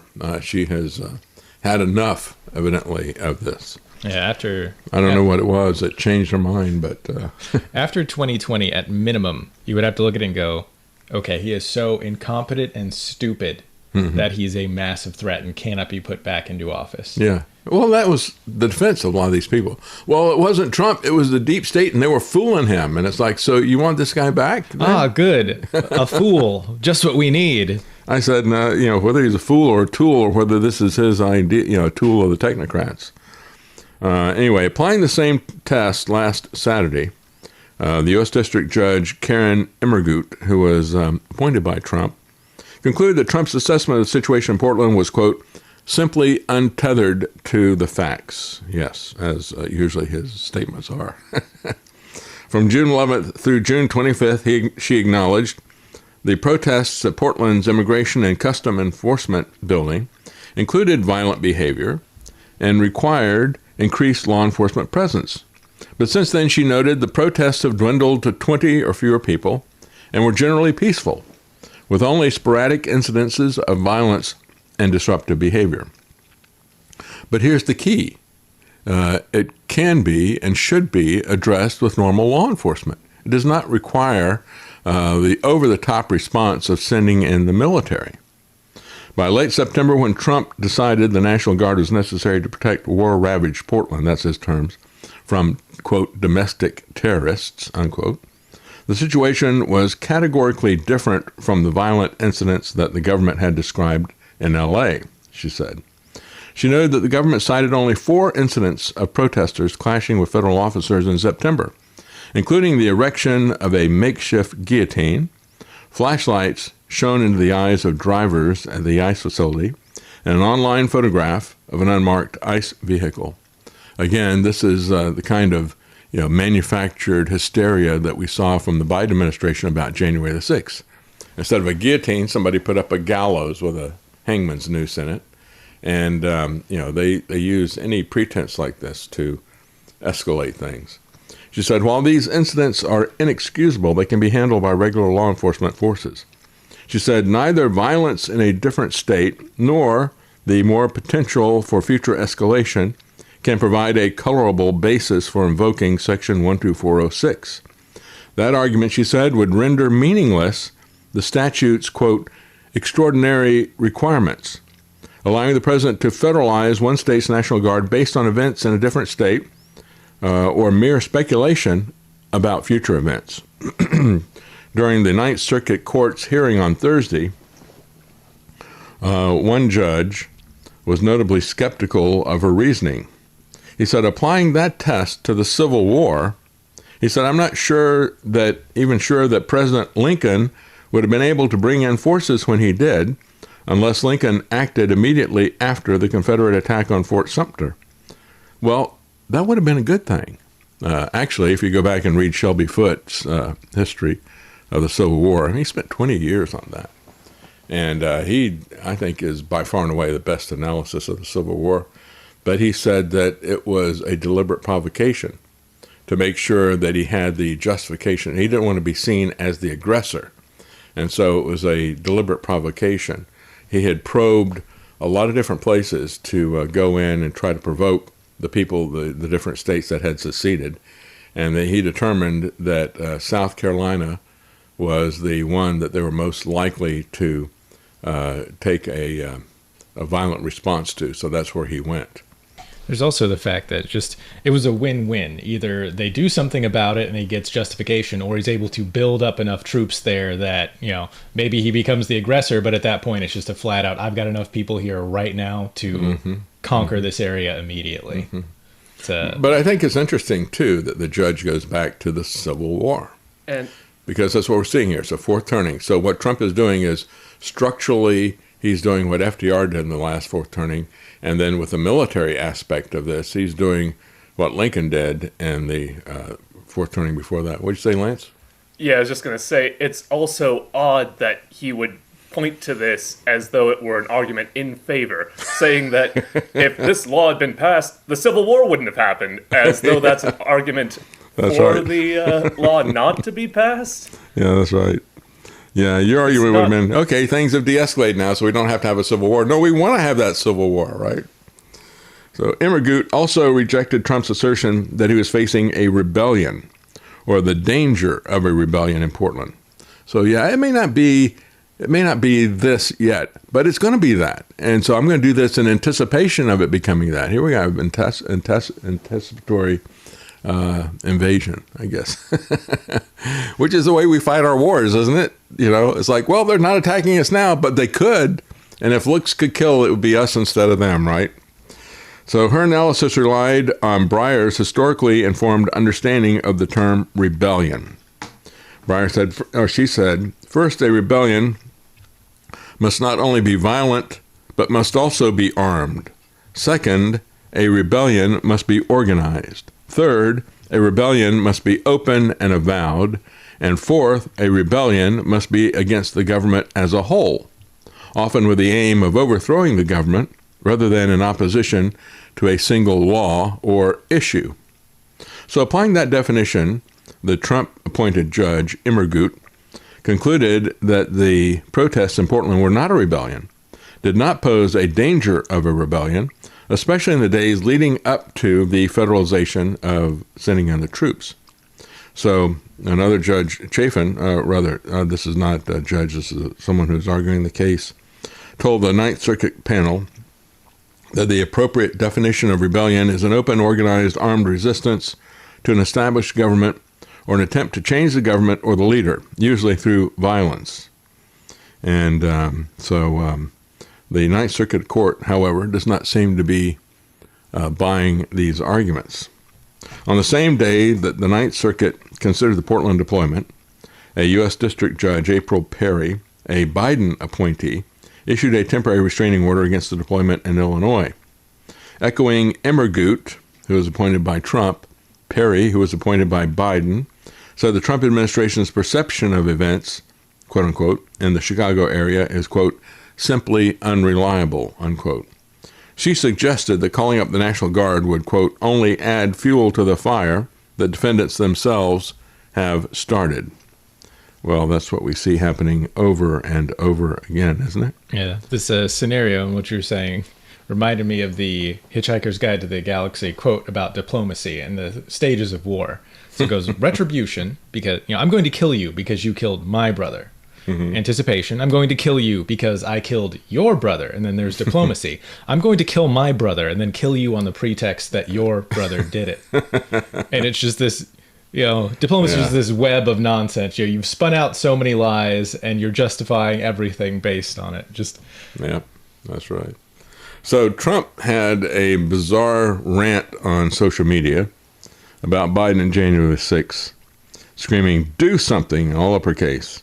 Just after midnight on Sunday morning, he released onto his social media platform a screed in which he claimed that the Biden FBI placed 274 agents in the crowd on January the 6th, when Trump himself was still president.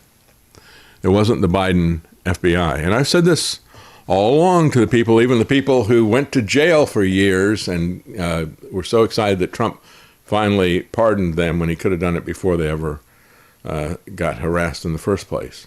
But I also said from the very beginning of this, I said this is not only a grift. Trump made $250 million. I have no idea how much Alex Jones made off of Stop the Steal. But they fleeced these people. They endangered these people. And then Trump left them to face the consequences from Biden. And I said it's going to be agent provocateurs. You're being set up if you go there. And they're not only going to be setting you up and sending you to jail, they're going to be using this to come after the entire conservative movement, even those of us who don't support Trump.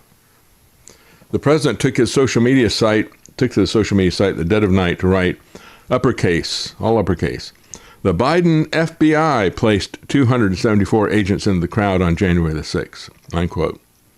This is when Trump was president and still contesting the election results. He added, "If this is so, which it is, a lot of very good people will be owed big apologies. What a," now all uppercase, "scam. Do something." President DJT. Thank you for your attention, I guess. He didn't write that this time. I don't know. Yeah, Isn't that amazing? President Biden going to do something? Yeah. This is, his spell is so strong over these people that he can even claim that Biden was pulling the strings when he was president. Of course, the reality is that the same people were pulling the strings whether Trump was president or Biden was president. And they're using these two stooges as a left-right feint, the march of tyranny. Maybe you meant to say Netanyahu's FBI. Who knows? Who knows? Well, a lot of billionaires are preparing for the end of society. Maybe you should too. What is it that they are afraid of? Well, Futurism says these guys are investing in bunkers, guns, and gold, and for societal collapse. The tech billionaires are still doomsday prepping. And as the BBC reports, it seems that AI is making some of them more paranoid than ever. The society as we know it may soon crumble. Well, I think there's a couple of things going on with this. I think society as we know it may soon crumble with this fourth turning. I think they see that. I think a lot of people see it that don't want to use that term, even though they use all the generational perspective, millennials and so forth that were part of that thesis and the words that they coined. However, I think they're also looking at what Hugo de Garis characterized as the Artilect War, the artificial intelligence war. He had said, and I guess it was maybe about a decade or so ago when I was interviewing Hugo, and I don't see the book here, but anyway, the book is out of print. It's pretty valuable now. I just don't want to sell it yet. But in that, it's the book basically had two premises. Number one, Hugo was not a Christian, and so he believed that if you could create an exact replica of the brain, it would come to life. And it's like, no, that's not what it is. It's that spark of life that comes from God alone. When you smash mosquito on your hand, right? All the elements of that mosquito are still there. All the physical elements of that mosquito are there. But somehow you've disassembled it, and there's that spark of life is gone. And you can sit there and stare at that those ingredients for 1 million years, and it'll never assemble itself into mosquito. That is... So you can create an exact replica of the brain, and it will never become conscious. But that was my difference that I had with him. His other thing was that he took a very negative, contrarian point of view about AI that was in contrast to Ray Kurzweil's Pollyanna vision. Ray Kurzweil thinks that it's a good thing that we're going to create, they think that they're going to create a godlike intelligence. Ray Kurzweil thought that was a good thing. And Hugo de Garis was one of the first people to come out and say, that's a bad thing. It'll squash us like a bug. And so he would ask that question to different communities of scientists when he would speak on AI, because he's one of the early experts on AI. And he would ask them, if you knew that you were going to create something that was going to wipe out humanity, would you still do it? And most of the people, the scientists and engineers they talked to said, yes, they would. And as I said before, the first and only time they ever got a negative response from the audience was when he addressed a Christian audience. Isn't that interesting? However, the other part of his book was about the fact that once people catch the idea of what AI is going to do to society, which we're at that point right now, he said there's going to be a massive pushback against the people building this. And he said they're going to take to, the defending themselves. He thought, I think, that they might be a little bit further along than they are right now. His idea was that they would take to near Earth orbit, like the thing that you see in Elysium, and so he called them cosmists, and he called those of us left behind on Earth Terrans, and he said the cosmists would have technology at their disposal that they could unleash giga-death, billions of people killed on us. I think it'll take the form of some kind of a fake pandemic and a bioweapon injection like Trump did, or some kind of a war that they will engineer here. I think rather than waging war on us themselves, they will take control of people like Trump and bring on a world war, and then that's, I think, what they're looking at right now. But they're also aware that there's a lot of momentum building against them, the same scenario that Hugo de Garis talked about in the Artillite War. In 2023, Zuckerberg was breaking ground on roughly 5,000 square foot underground basement facility that he characterized as just a little shelter, definitely not a doomsday bunker. Yeah, 5,000 square foot for him is just a little shelter, yeah. Barely any room at all. Yeah. These days, the race for AI dominance has ignited a new wave of existential fear among the tech elite. Or is it that they see the fourth turning coming? It could be a combination of both of those things, I think. So an AI system that's generally more intelligent than humans will send human society into irreparable chaos, the Artillite War idea. Although it could be that the AI purveyors are just a little bit more intelligent than the people who are buying their product. And that's all that's necessary to create all kinds of economic chaos. So one of these guys said, we're definitely going to build a bunker before we release artificial general intelligence. Altman, for instance, is known to have a stockpile of guns and gold in his bunker. He has sprawling properties and other resources that he can turn to in the event of an AI-inflicted Armageddon, or in the event of a societal breakdown, or in the event of people figuring out what these con men are actually doing.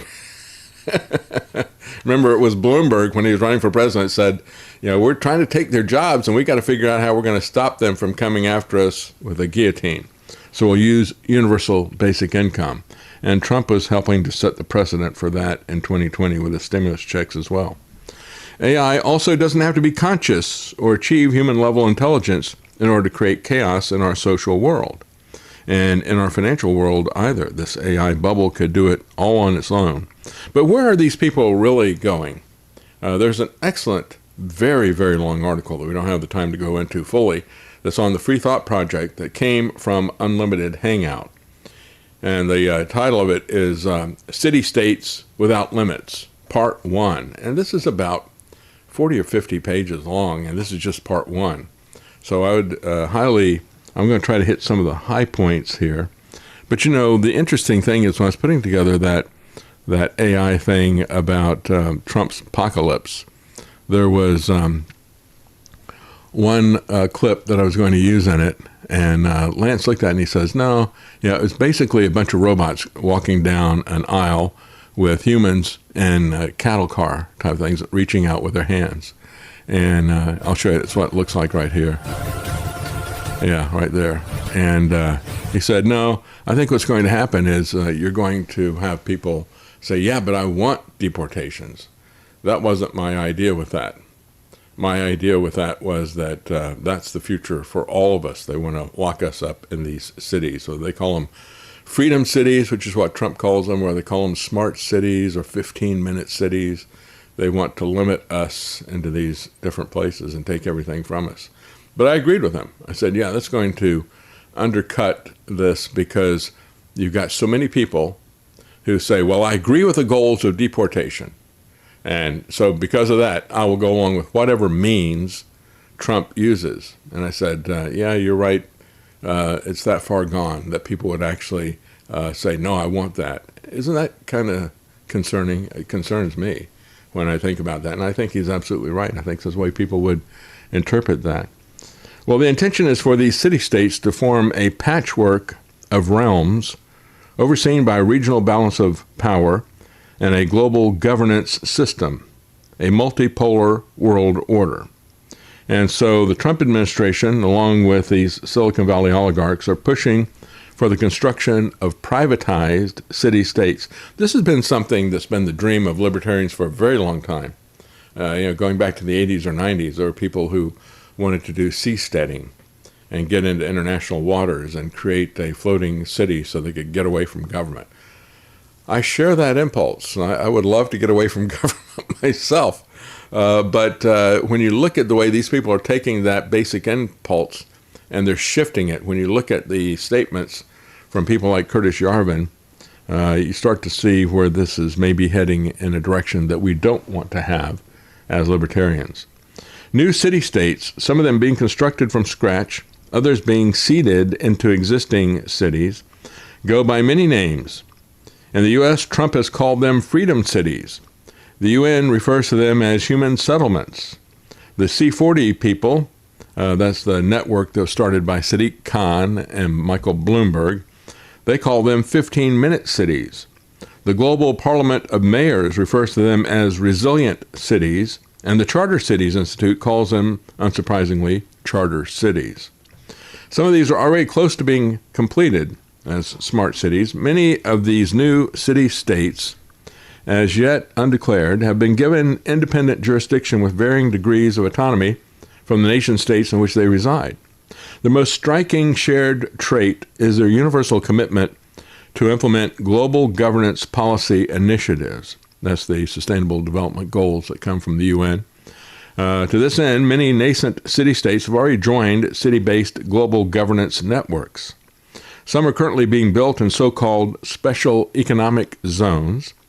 Others, announced city-state developments, such as freedom cities in the U.S., bear all the hallmarks of these special economic zones. The global proliferation of the, again, special economic zones, I guess we could call them SEZ. That's the that's the abbreviation, as in Simon Says or Trump says this, do that. Most notably, those residential spaces is rapidly expanding the potential locations for yet more city-state projects. There are already thousands of them. The notion of phasing out the purported sovereignty of a nation-state is now firmly embedded in the strategies to develop a new kind of intergovernmental structure.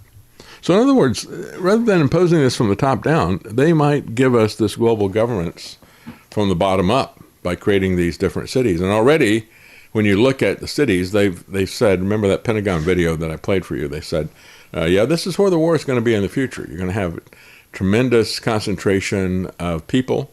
You're going to have competing ethnic groups that are going to be there, and this is where the Pentagon is going to be operating. Trump is making that happen. The concept of a worldwide network of privatized corporate city-state kingdoms has been embraced and is viewed as the best and most expedient method, both for enslaving humanity to a centralized digital surveillance and a behavioral control grid, and for establishing firm global governance. In a previous two-part investigation for Unlimited Hangout called the Dark MAGA Government Corporate Technate, that they also did in 2 parts, they said this is the group that does this is Unlimited Hangout. They said they explored the so-called philosophy of the Dark Enlightenment, and of course that is coming from the people in and around Peter Thiel and all the technocrats. This is their philosophical treatise for the technocrats. The Dark Enlightenment was a philosophical treatise first published by British political theorist and philosopher Nick Land in 2012. It incorporated the ideas espoused by U.S. thinker, tech entrepreneur, and blogger Curtis Yarvin. Yarvin's theories are especially loved by J.D. Vance as a disciple of Peter Thiel. Maybe not disciple, as a minion of Peter Thiel. And it is Curtis Yarvin. If you want to get concerned about what the future looks like, pay attention to what he has to say. In the Dark Enlightenment, Land acknowledged the influence of Peter Thiel on the growth of his own ideas. Specifically, he referenced Thiel's 2009 article, The Education of a Libertarian, as formative. Curtis Yarvin describes Thiel as, quote, fully enlightened, fully part of the Dark Enlightenment, this guy who is obsessed with global governance and who is obsessed with the Antichrist and the idea that if you try to get in his way, then you are the Antichrist. A close associate of Thiel's and Thiel's Founders Fund financed Yarvin's tech startup ventures. In essence, the Dark Enlightenment proposes the public sector government should be replaced with a form of private sector government. Privatized corporate realms should be ruled by the CEO techno-kings, that's what the term that they came up with, of sovereign corporations, they call them Sovcor, to rule as dictatorships. The realms can then be linked to form what Yarvin termed a patchwork of realms. In 2008, he described his notion of the patchwork, and he wrote, "The basic idea of patchwork is that the crappy governments we inherited from history are smashed, and they should be replaced by a global spiderweb of tens, even hundreds or thousands of sovereign, independent mini countries, each governed by its own joint stock corporation without regard to the residents' opinions." Without regard to the opinions of the people that live there. See, that's the difference. Bothering with that pesky consent of the governed nonsense. Yeah, that's the difference, right? I mean, I would like to have governance broken into smaller pieces, but still under the principles that this country was founded on, that we are created in the image of God, and that we have inalienable rights, and that we are not beyond freedom and dignity. These people buy into B.F. Skinner's behavioral psychological control thing 1,000%. I mean, is this fundamentally any different from the Middle Ages system of lords and serfs? Not at all. It's just a return to the old-fashioned system with a brand new coat of paint that they call the Dark Enlightenment, and give it a techno coat. But it was always inevitable that it would get to this when weapons became more centralized. That's Power right. became centralized, so government will naturally follow. That's right. As a matter of fact, they point that out right here. Just about to read that. Imagining what life was like for oppressed peasants living in the feudal society of medieval Europe is probably the best way to visualize the future the darkly enlightened technocrats have in mind for us, except they never had the kind of oversight and continual presence of government during the Middle Ages like this technology will give them. Neither they have these new reactionary, it's what they call them, NRX. They're extremely authoritarian. The NRX model of government is disassociated from any notion of politics as we understand it. Thiel wrote in his influential 2009 article, the objective is to, quote, find an escape from politics in all of its forms. So, again, this is not, when we try to fit these guys into our understanding of political philosophies, understand they're looking for something completely different. They don't want politics, they want dictatorships. That's where this whole analogy falls apart. But it's an excellent article, and I'd highly recommend that you read it. But we're going to stop here and take a break. You want to cover some of the comments here? Let's grab Stealth Patriot and the rest when we come back. I want to say thank you very much, Stealth Patriot. We really do appreciate it. Again, it's contributions from listeners like y'all that keep us afloat, keep the show running. It says the Trumpsters keep cheering on the boot of the state to the face of their opponents, not realizing that the leather has been broken in for their face. Yeah, that's right. It's just amazing. Well, so you want to do the comments when we come back? Yes. Okay, we're going to do that then. We'll be right back, folks. Stay with us.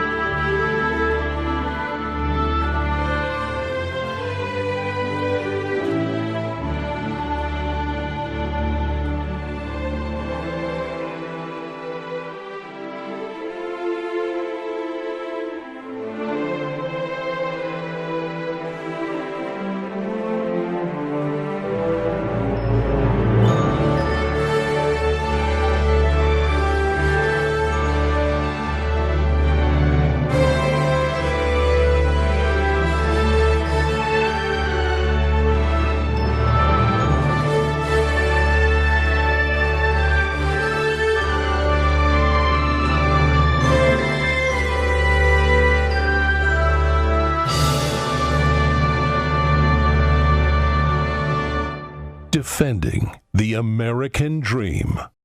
You're listening to The David Knight Show. Elvis. Ladies and gentlemen, the Beatles. And the sweet sounds of Motown. Find them on the Oldies channel at apsradio.com.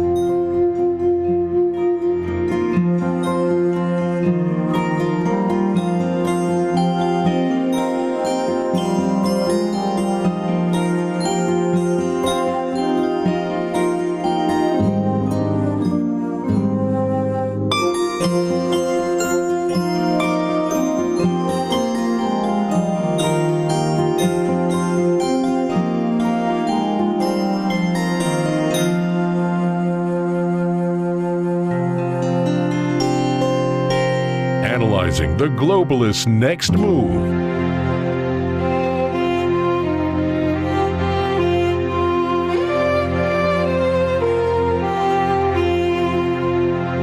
And now, the David Knight Show. Yeah, we have Trump is very upset about the fact that he didn't get the Nobel Prize, the Nobel Peace Prize. This is something that he has coveted for quite some time. Well, they should give me the Nobel Prize for Rwanda and, if you look, the Congo, or I should have gotten it 4 or 5 times. I should get it for the, I would think the... Precious! And so the people are saying, Norway better watch its back right now. What's he going to do? Is he going to start shooting boats out of the water, or is he going to hit them with massive tariffs? The Nobel Prize that wasn't Trump's. Why Oslo chose a Venezuelan rebel over a peacemaker. And so this is a Putin flattery piece from RT saying that, well, he really deserved it, I think. This person who got it, Maria Corina Machado, one of the most prominent faces of Venezuela's opposition, was the one who was awarded the 2025 Nobel Peace Prize. The committee's language is familiar. They talked about rights, about a peaceful transition, but the story behind it isn't. Machado's record blends volunteer election networks with long-running fights over foreign funding. She's been getting, according to allegations, a lot of money from the U.S. government to overthrow Maduro, who's the successor to Chavez, Hugo Chavez. And it's interesting that Maduro has actually offered to try to buy off the American government. He understands that this is not about, everybody knows it's not about drugs. It's no more about drugs with Venezuela than it was about drugs with Canada. This is Trump's layer of his facade of BS that he's always doing, his facade of falsehoods that he uses to do this stuff. We all understand it's about regime change. We all understand, furthermore, that the regime change is about the oil. They have more oil than Saudi Arabia does. They just can't get it out of the ground because they're communists and they can't do anything right. And so Maduro is offering to give some capability to the U.S. to be mutually beneficial thing, actually, for him, if he is actually able to get the oil out. He nationalized the companies, and he can't run them. That's precisely what Hitler said about Stalin. He said, you know, they're both socialists. They both wanted to have centralized command and control of the economy eventually. But he said Stalin's mistake was that Stalin nationalized the companies, and he can't do it. He can't run it efficiently. He said, I'm going to leave these guys in place, and I will then reap the benefits from that. And at the very end, you know, if I need to, I'll take them over. But I can effectively take them over and have these people operate it. That is what fascism is. It's a merger of state and government. And so the communists can't get this done. So maybe they'll look at some kind of a fascist arrangement and bring the American corporations back in. But she has actually made a bigger offer to the U.S., apparently. The award lifts a domestic struggle onto the global stage and drops it into a fresh context.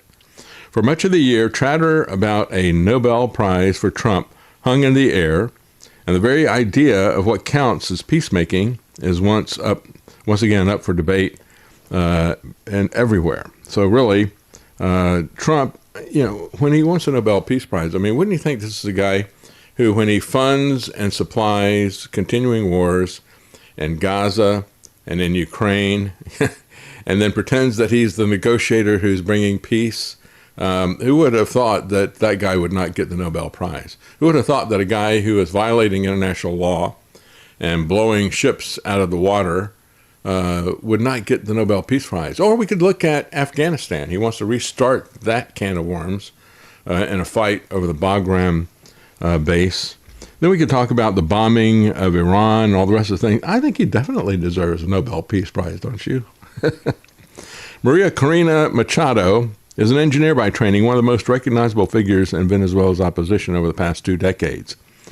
Born in Caracas to a family linked to an industrial group, she studied at university, later at Venezuela's leading management school. early exposure to the family's business and an affinity for market-friendly ideas shaped her public profile. An emphasis on entrepreneurship, privatization, and integration within global markets.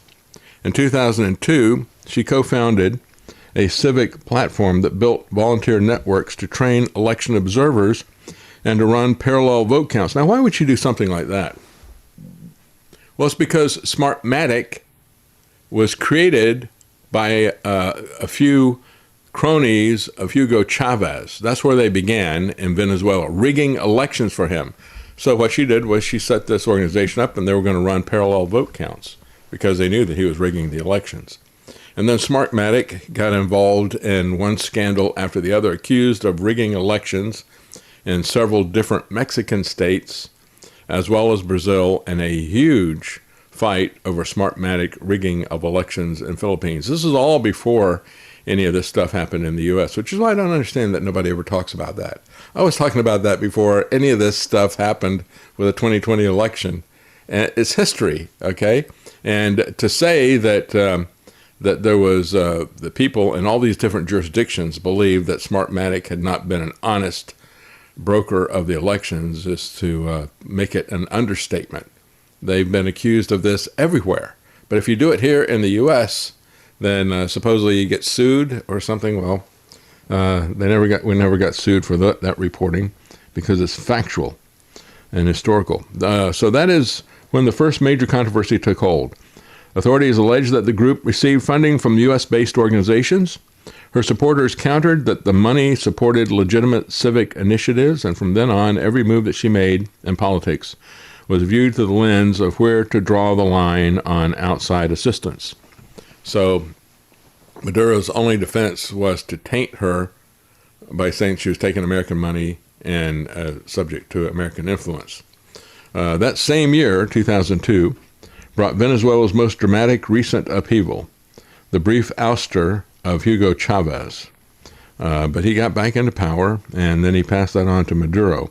By the mid-2010s, Machado had consolidated her own political vehicle into a group that translates the name Vente Venezuela, which means Come Venezuela. In public, she argued for deregulation, anti-corruption measures, privatization, and openness to investment, along with a peaceful transition through elections and international monitoring of elections. Her biggest surge came in 2023 when she won opposition primaries by a wide margin. The ban on her running, however, remained in force, and her team faced inspections and arrests. This is basically what's going on in Germany now, and also to some degree in France, outlawing the popular opposition to the government. In early 2024, the opposition shifted to a substitute candidate, Edmundo Gonzalez, a career diplomat, but she was recognized as the power behind that. Registration was marred by technical snags, and the media argued over whether the campaign conditions were even-handed. When the votes were counted and the incumbent held on, several foreign governments declined to recognize the result. And inside Venezuela, the post-election map barely moved. In other words, kind of the same way that we do it here with gerrymandering. You pick the congressional districts, you pick the voters, and you basically control the outcome. After the 2024, Machado largely disappeared from public events. Her statements came via video with her whereabouts undisclosed. The phrase underground network took hold in media shorthand, and supporters saw a movement that was operating under pressure. Against that backdrop, the Nobel Peace Prize elevates her biography to the international stage and carries a long-running national argument over the limits of political struggle to a much wider audience. The Nobel Committee said that it was honoring her for her tireless work promoting democratic rights for the people of Venezuela and for her struggle to achieve a just, peaceful transition from dictatorship to democracy. And this is happening while Trump is working to overthrow our own Constitution and the rule of law domestically as well.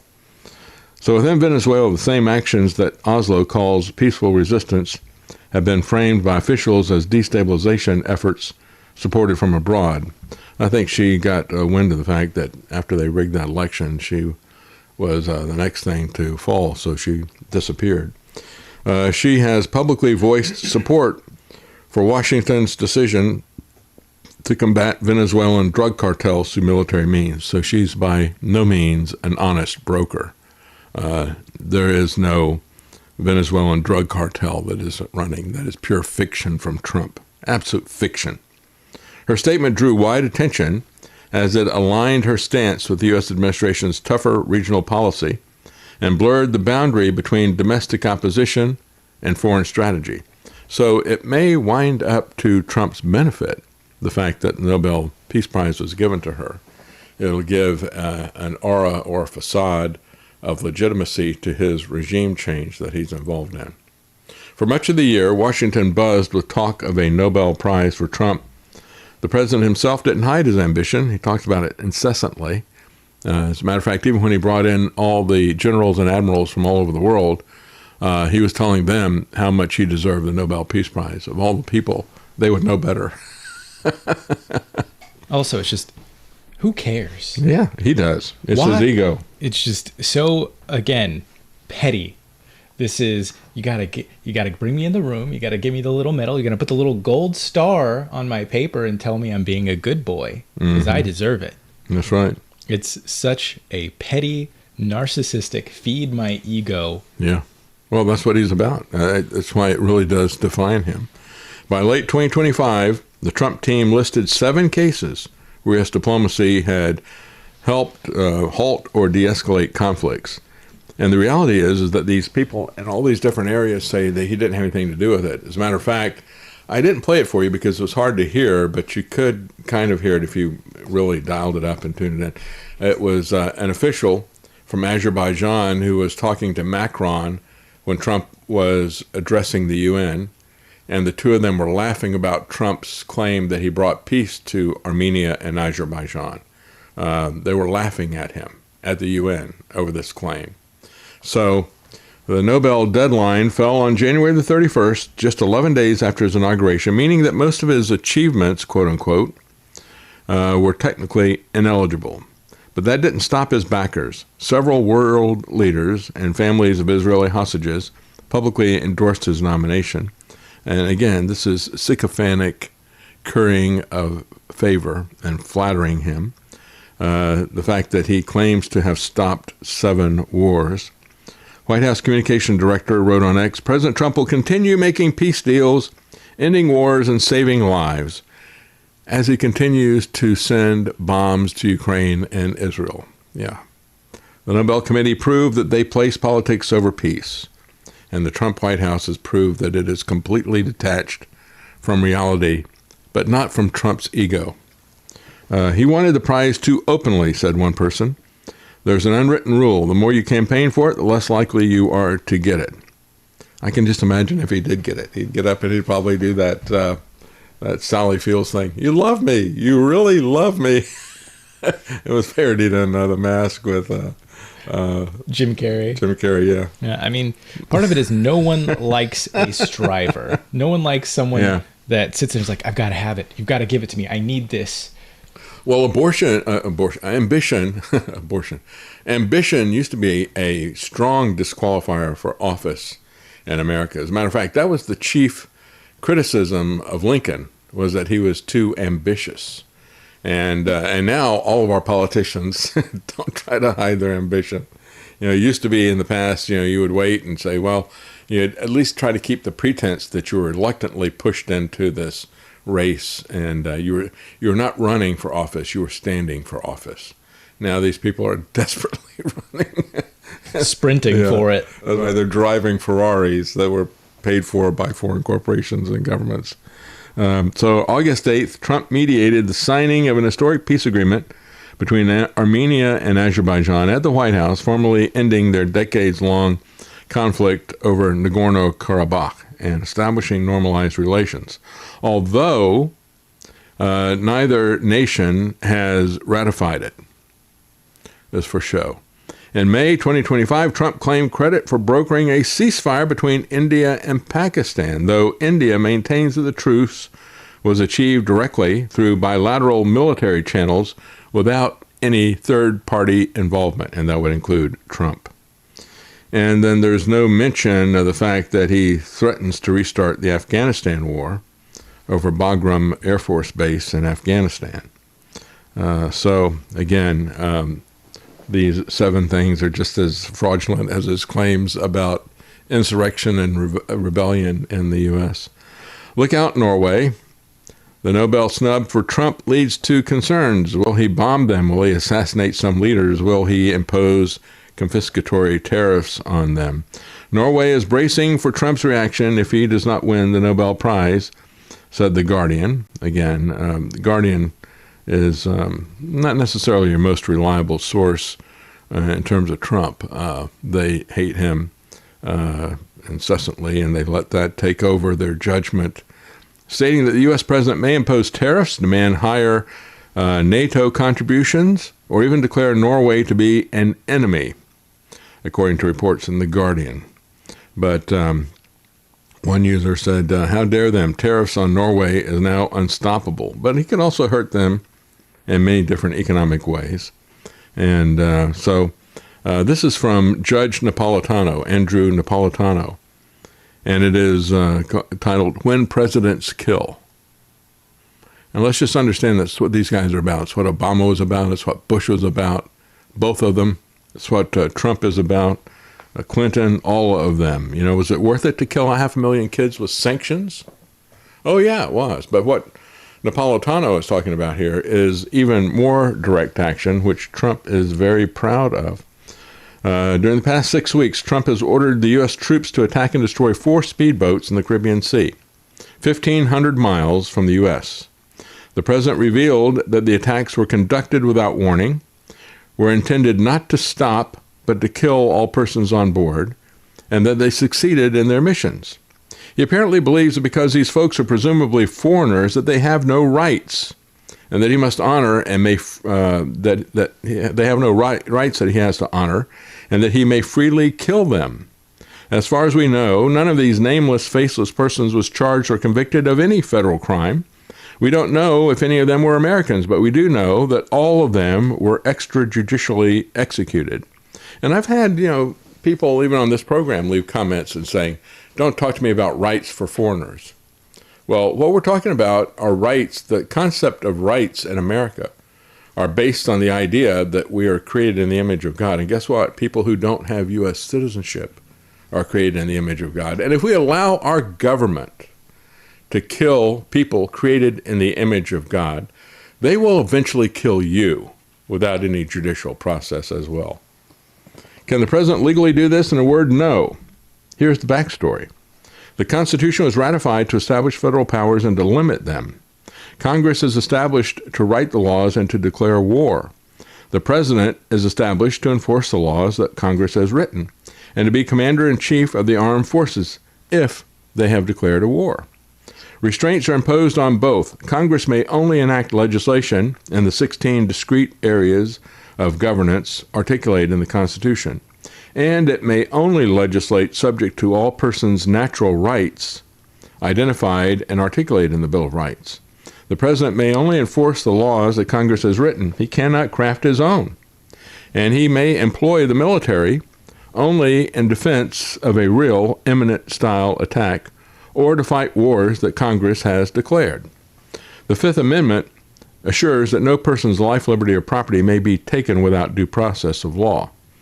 Because the drafters, and now listen to this, for all of you who say foreigners don't have rights and should not be given due process, just do whatever you want to them. Because the drafters of the amendment use the word person rather than citizen, the courts have ruled consistently this due process requirement is applicable to all human beings. Wherever the government goes, it is subject to constitutional restraints, as it should be. And this is not just a legal detail that is here. As I said before, think of the principle. If you're going to allow the government to do this kind of stuff to people who are foreign citizens, the government will eventually do it to you in the United States. And we don't want to have that kind of thing. We need to keep a restraint on the government. The most dangerous thing to your life and to your liberty is an unrestrained government. And the purpose of the Constitution was to restrain them. That's what the Bill of Rights is really about. And we ignore that to our own detriment. These things will come back around on us if we are not careful. Traditionally, due process means a trial. In the case of a civilian, it means a jury trial. In the case of enemy combatants, it means a fair and neutral tribunal. The tribunal requirement came about in an odd and terrifying way. In 1942, 4 Nazi troops arrived via submarine at the Amagansett Beach, New York, and exchanged their uniforms for civilian garb. At nearly the same time, 4 other Nazi troops arrived via submarine at Ponte Vedra Beach, Florida, and they also donned civilian clothing. All 8 of them set about their assigned task of destroying American munitions factories. After one of them went to the FBI, all 8 of them were arrested. FDR panicked and ordered all 8 summarily executed, even the guy who went to the FBI.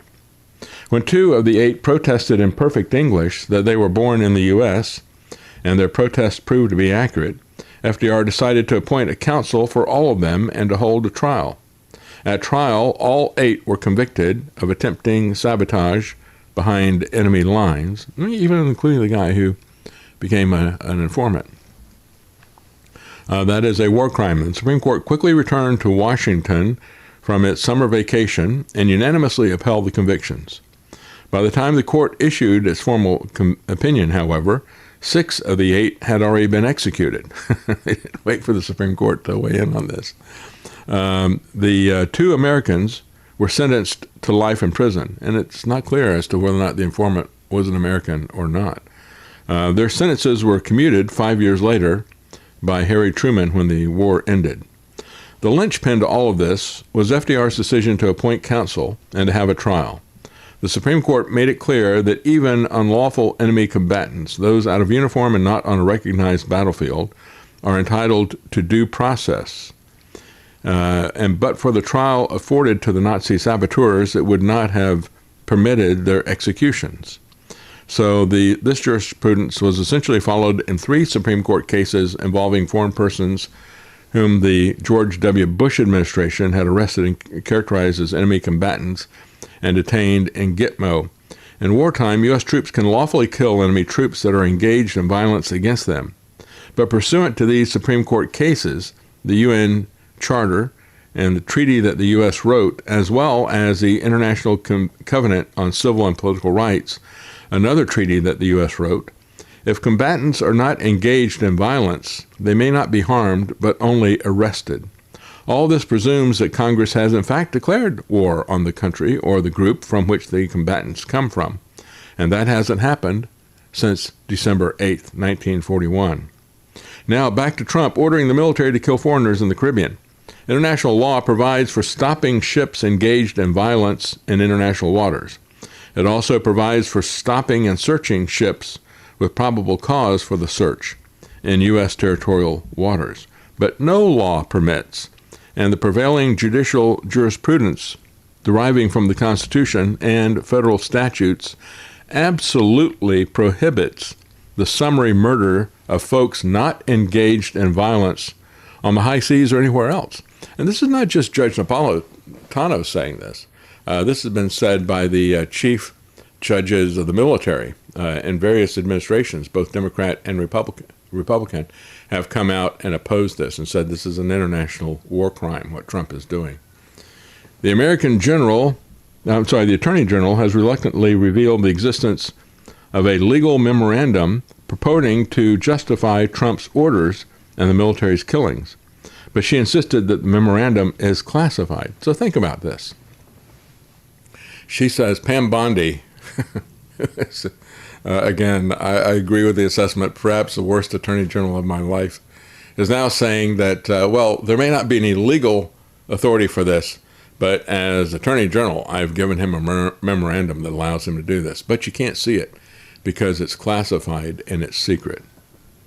Napolitano says a legal memorandum can only be based on public laws enacted by Congress and interpreted by the courts. There are no secret laws. There can be no classified rationale for killing the legally innocent. and they are legally innocent until you have given them due process. If the memorandum purports to permit the president to declare non-violent enemy combatants on a whim and kill them, it is in defiance of 80 years of consistent jurisprudence, and its drafters and executors have engaged in serious criminality. Where will these extrajudicial killings go next? To Chicago? He's giving himself, he's not just giving himself, folks, these powers. He's giving these powers to the next Biden, to the next Obama, to the next Hillary Clinton. That's who Trump is giving these powers to. For all of you who think that the end justifies the means, I'm telling you that's the end. The end is that he's giving these powers to some future Democrat to do this to you. How do you feel about that? Trump has said that the U.S. is at war with drug cartels, but is Congress on board? And this is an interview back and forth between on World Radio between the host there, Myrna Brown, and a guest who is being interviewed, Carolina Lumeta. We have a ton of comments if you want to get to that before you move on to another story. Yeah, let's do that.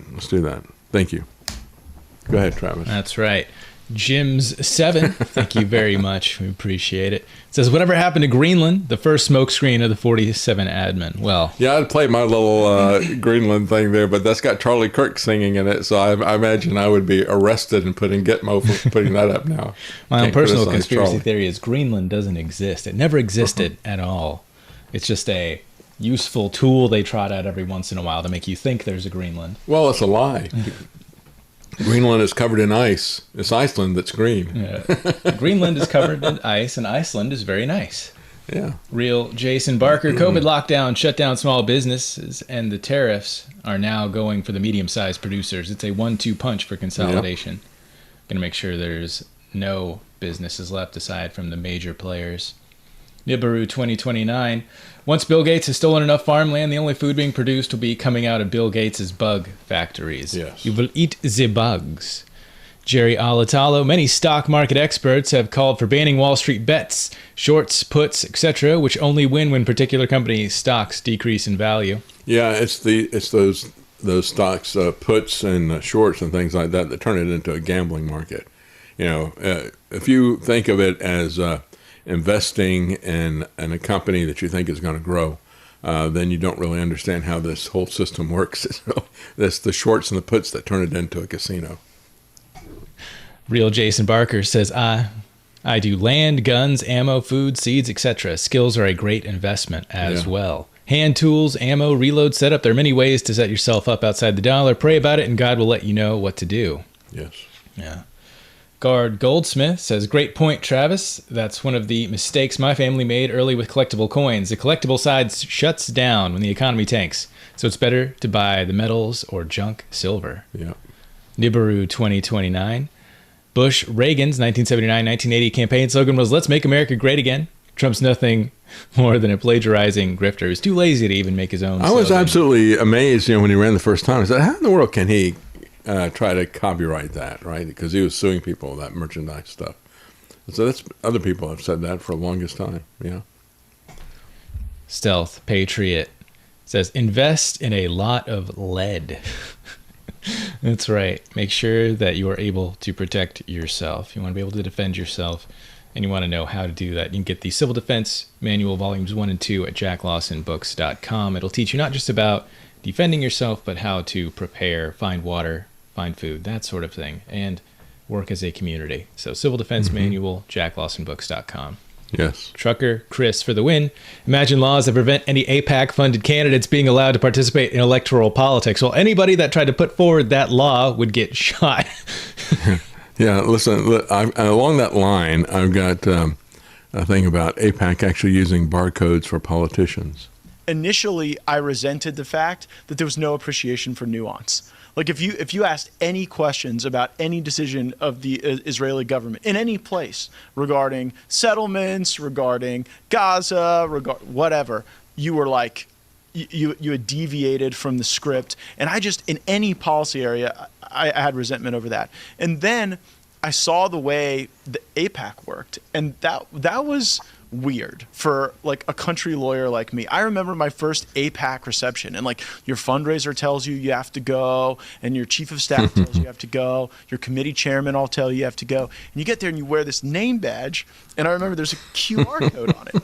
And what we were supposed to do was go talk to donors, and then if they liked you, they scanned your QR code to make a donation, like on the spot.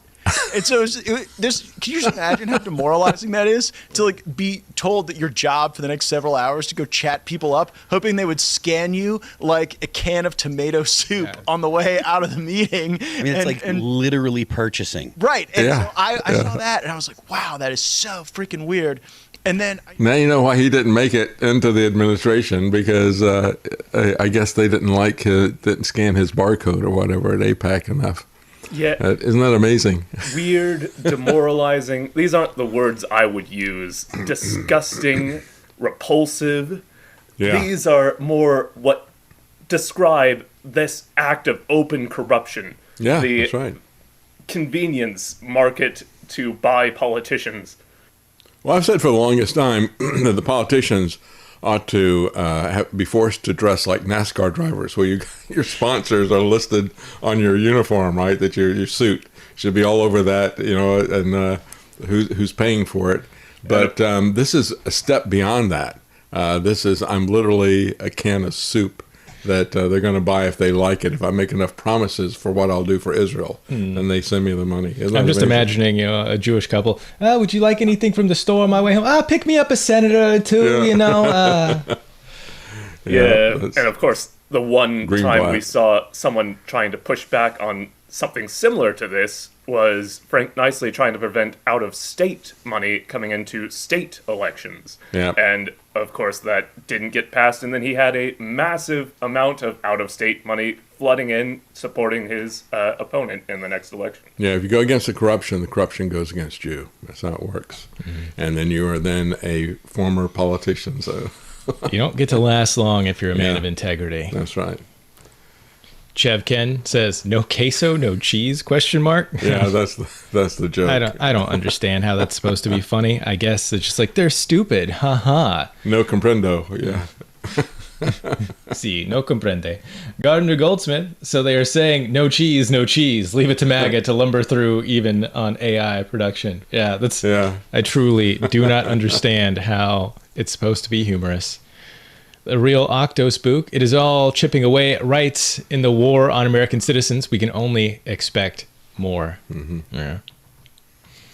We have a Syrian girl. Sad to see this happening to what was a great nation in our time right before our eyes. Real quick, another thing about that AI video is it's not funny on any level. No. People get pepper sprayed routinely. You could at least go like an absurdist route, like, a tank drives up and vaporizes the person. Yeah. That could at least be somewhat humorous in the sense of, oh, they've gone over the top. This is ridiculous. Mm-hmm. But no, it's just the cop pulls out pepper spray. It's like, you can watch a video of this, a real video of this. I don't like what you're saying. Yeah, I remember years ago when you had it was on the Berkeley campus in California. That overweight cop They did a sit-in, and you have this guy who comes along with pepper spray and just walks along spraying them in the face. I mean, that's real. And now, the right is cheering that. They like that. I'm disgusted by that. I'm disgusted by these MAGA people. 1.5 million likes. Just amazing. The Syrian girl. Sad to see this happening to what was a great nation in our time, right before our eyes. On our watch. Yeah. Says, David, most voters for Trump voted in abject fear of having Lala and Obama in charge of the new regime. Most are not MAGA. Well, yeah, but there's 1.5 million people who like this force that's going to be used by Democrats against us. I mean, this isn't even projection.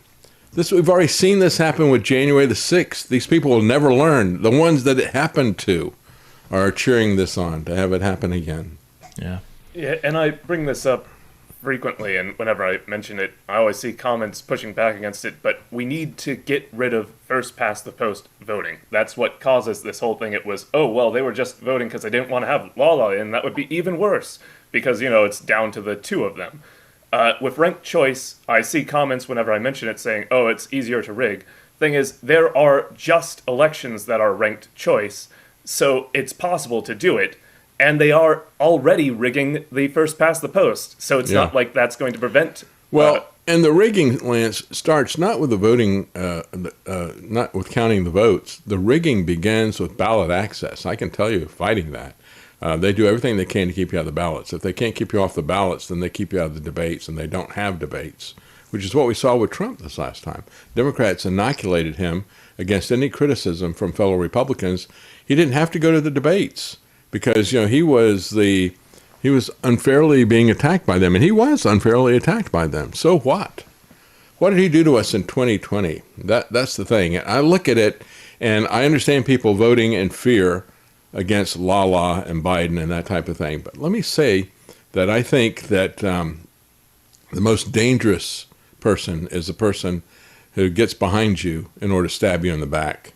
And that's one of the reasons why they were going to have a summary execution of these spies who came in to sabotage infrastructure, and they were in civilian clothing.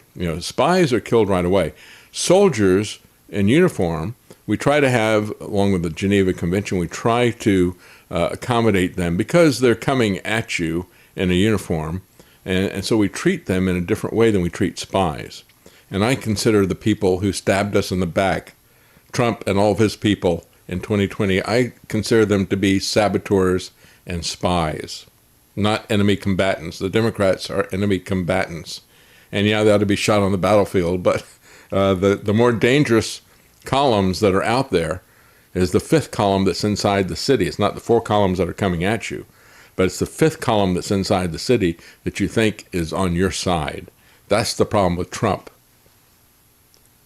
Yeah, so what I was saying about the voting is it always comes down to that with controlled candidates from the major parties when you have first past the post. There's a term for it. I forget what it is, but it's someone's law that it will always boil down to this. It's inevitable.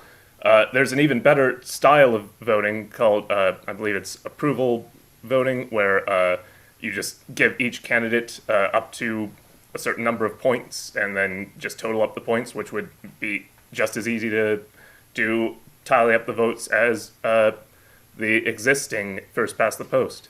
Well, I agree. And when you look at, if you want to get rid of first past the post, you have more than two parties. If you only have two parties, you're always going to have first past the post.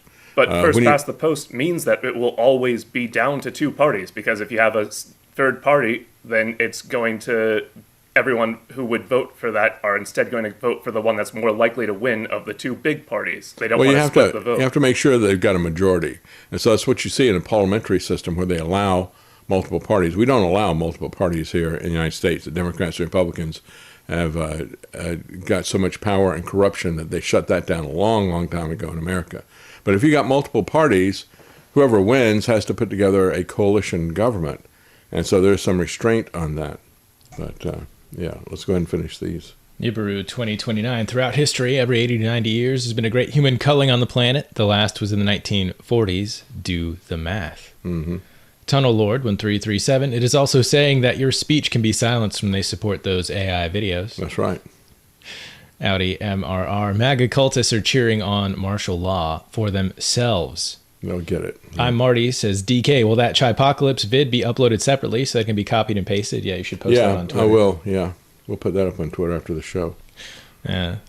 First we had Chirac, now it's the Chipocalypse. Mm-hmm. PX Mac. The media wants civil war. It's losing control of the narrative. I'm Marty. Trump blamed Biden's FBI for J6 infiltration. Trump forgot he was still prez on that date. Trump has entered the Bidenheimer zone. It's utterly ridiculous. Just either he's completely ineffective and couldn't root out the problem people in his administration, and as such, he's not worth having in, or he's part of their team. And the Trump people are completely incapable of seeing that. Chevkin says, Biden FBI, Trump really is senile. Yeah. PX Max says, Gaza cities, open-air prisons. Dougda 007, we could even call them reservations. That's right. Yeah, that's right. Talk about that. When you look at concentration camps, as I've said, it didn't start with the Nazis. It started with the American government and the Indians. It's exactly what all this stuff is. Yeah. It just keeps coming back around because human nature doesn't change. And so politics fundamentally doesn't change either. That's one of the things so many people don't understand is that human nature is inherently sinful. It's inherently bad. And you cannot trust people with power. Yeah. You have to continually, any power you give them, you have to watch them with it. That's right. And it's just, if you don't understand that, you cannot be trusted with politics. Nibiru 2029. The social engineers are masters of herding sheeple. Unlimited Hangout series, the PayPal presidency is extremely informative. Yeah, they do good work, and it's very, very detailed. Very detailed. Nibiru 2020, Audi MRR, police need to wake up. The Predators class plans do not include them. Yeah, that's the thing. I've always said that if these people, the elite, whatever you want to call them, the mega rich, were to succeed in their goal of basically getting rid of all of us, they would immediately start plotting against each other. They cannot stand other people. They want to be the only person left. Jerry Alatalo, Trump administration, arch technocrats Musk, Thiel, Vance, Yarvin, Sachs, Andreessen, Kratsios, Lutnick, Ellison, combined net worth $1.2 trillion. PX Mac. Funny how evil people always reverse the intent of their objectives. Yeah. It's what worries me about Thiel saying how much he opposes the Antichrist. Yeah, it's like Trump saying that he opposes the globalists, isn't it? That's the same thing. He is a globalist, and Thiel is in terms of conduct is the Antichrist. It's truly amazing. Just the old Patriot Act, doublethink, war is peace. I love this Nobel War Prize. That's what he deserves if they got that. Well, he's able to change the Defense Department's name. Maybe he can get the Nobel people to change their name and give him a prize after all, right?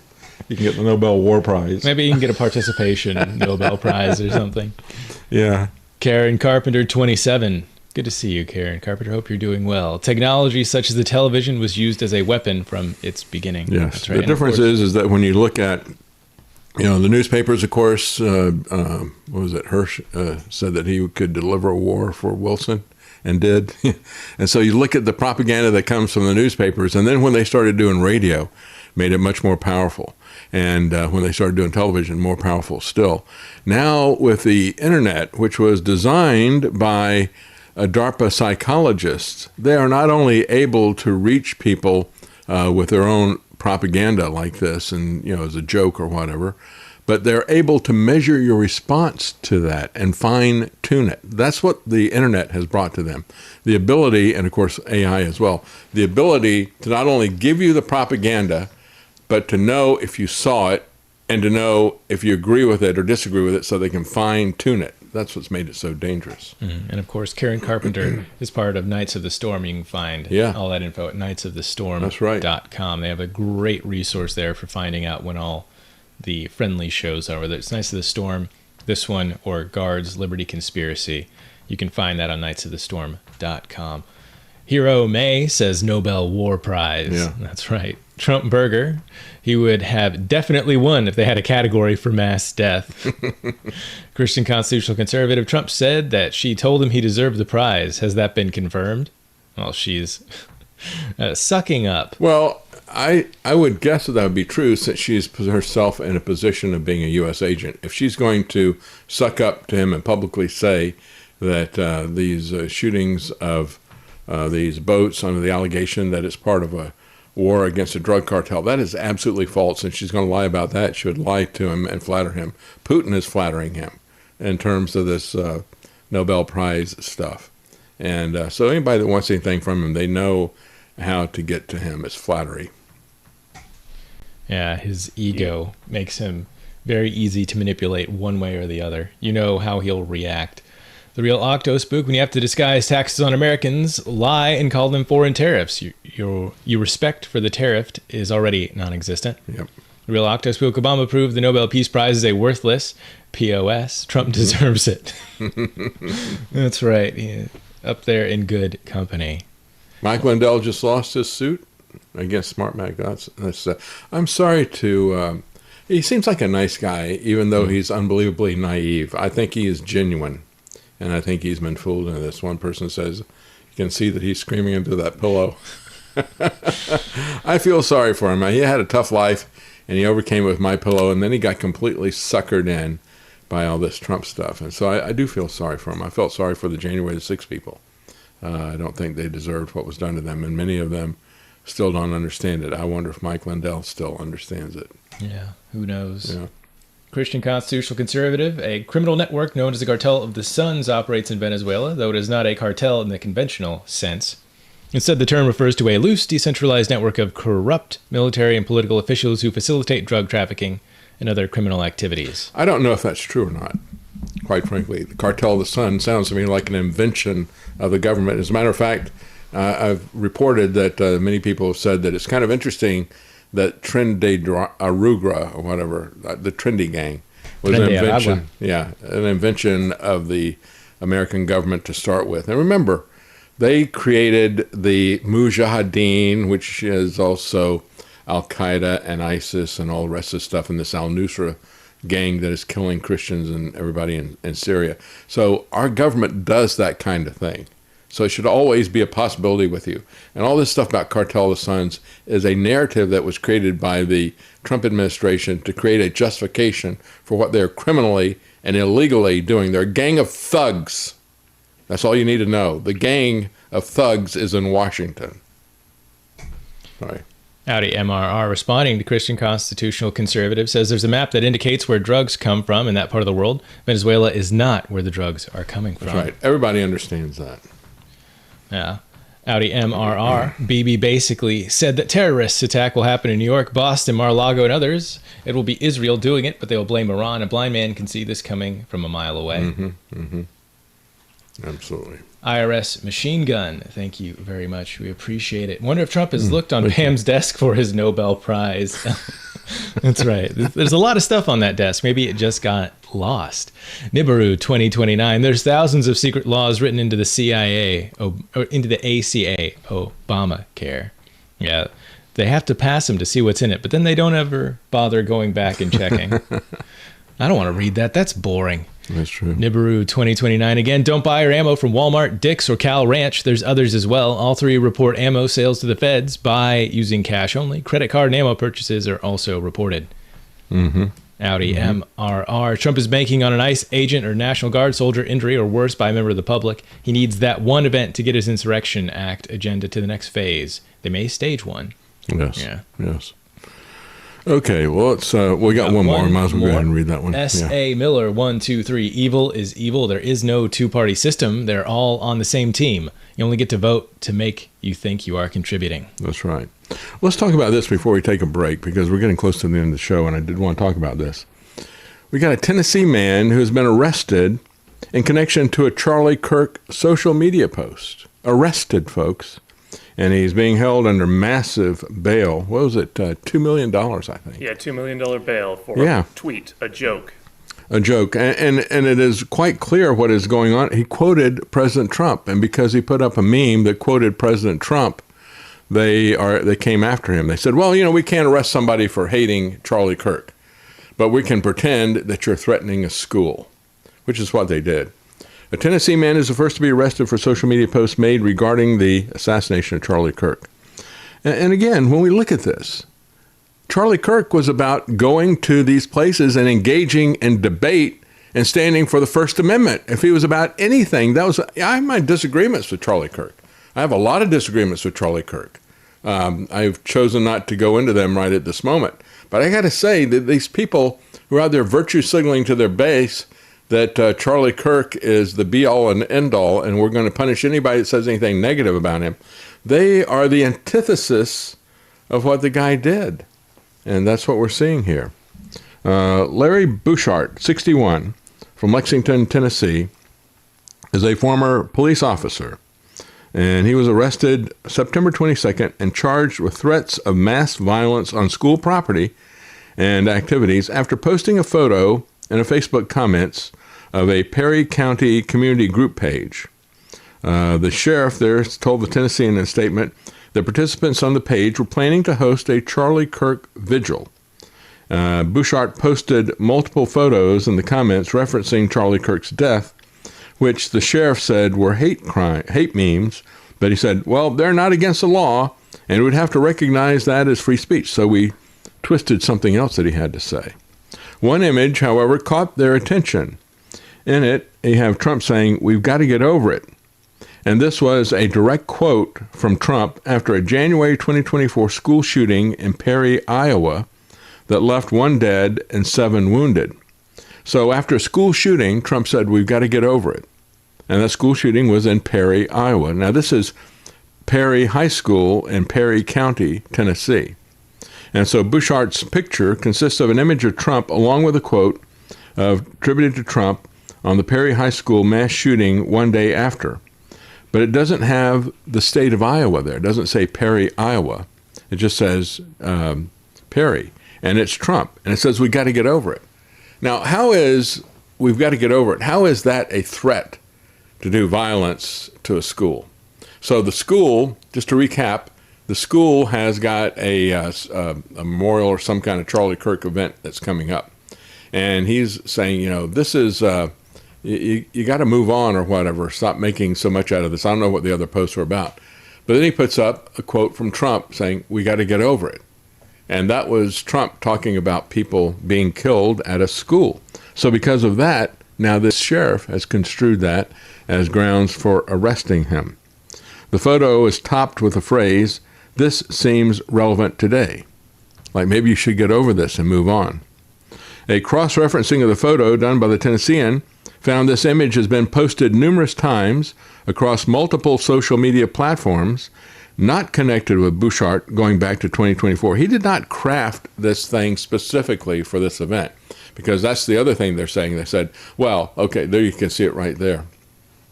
Donald Trump on the Perry High School mass shooting 1 day after. We got to get over it. Now that picture, he did not create that meme.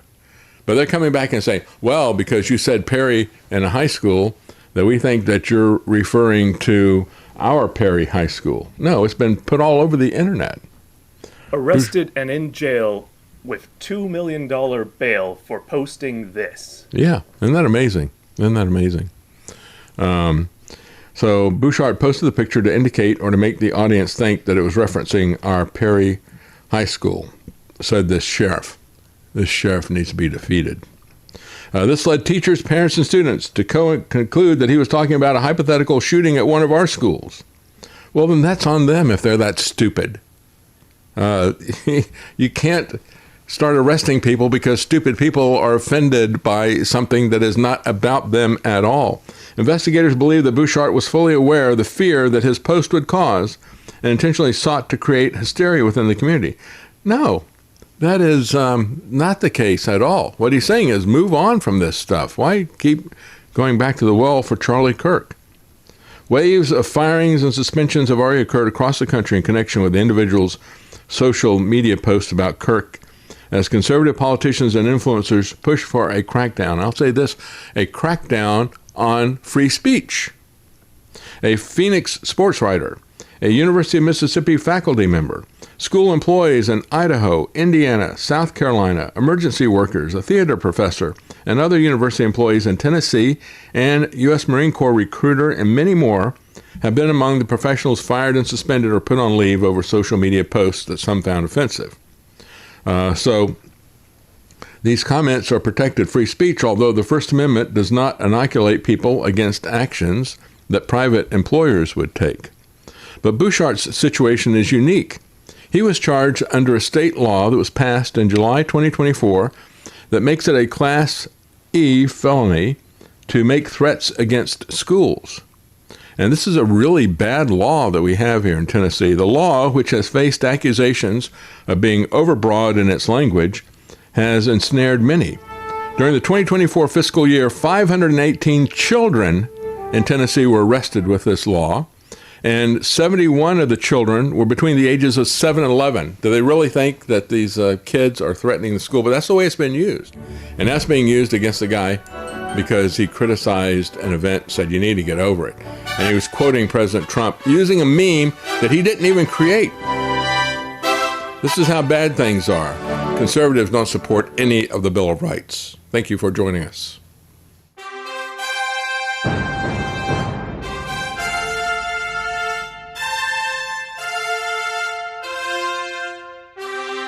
The Common Man. They created Common Core to dumb down our children. They created Common Pass to track and control us. Their Commons Project to make sure the commoners own nothing. And the communist future. They see the common man as simple, unsophisticated, ordinary. But each of us has worth and dignity created in the image of God. That is what we have in common. That is what they want to take away.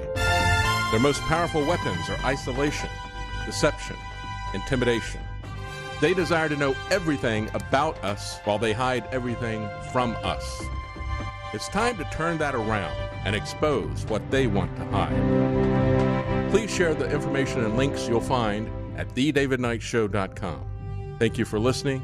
Thank you for sharing.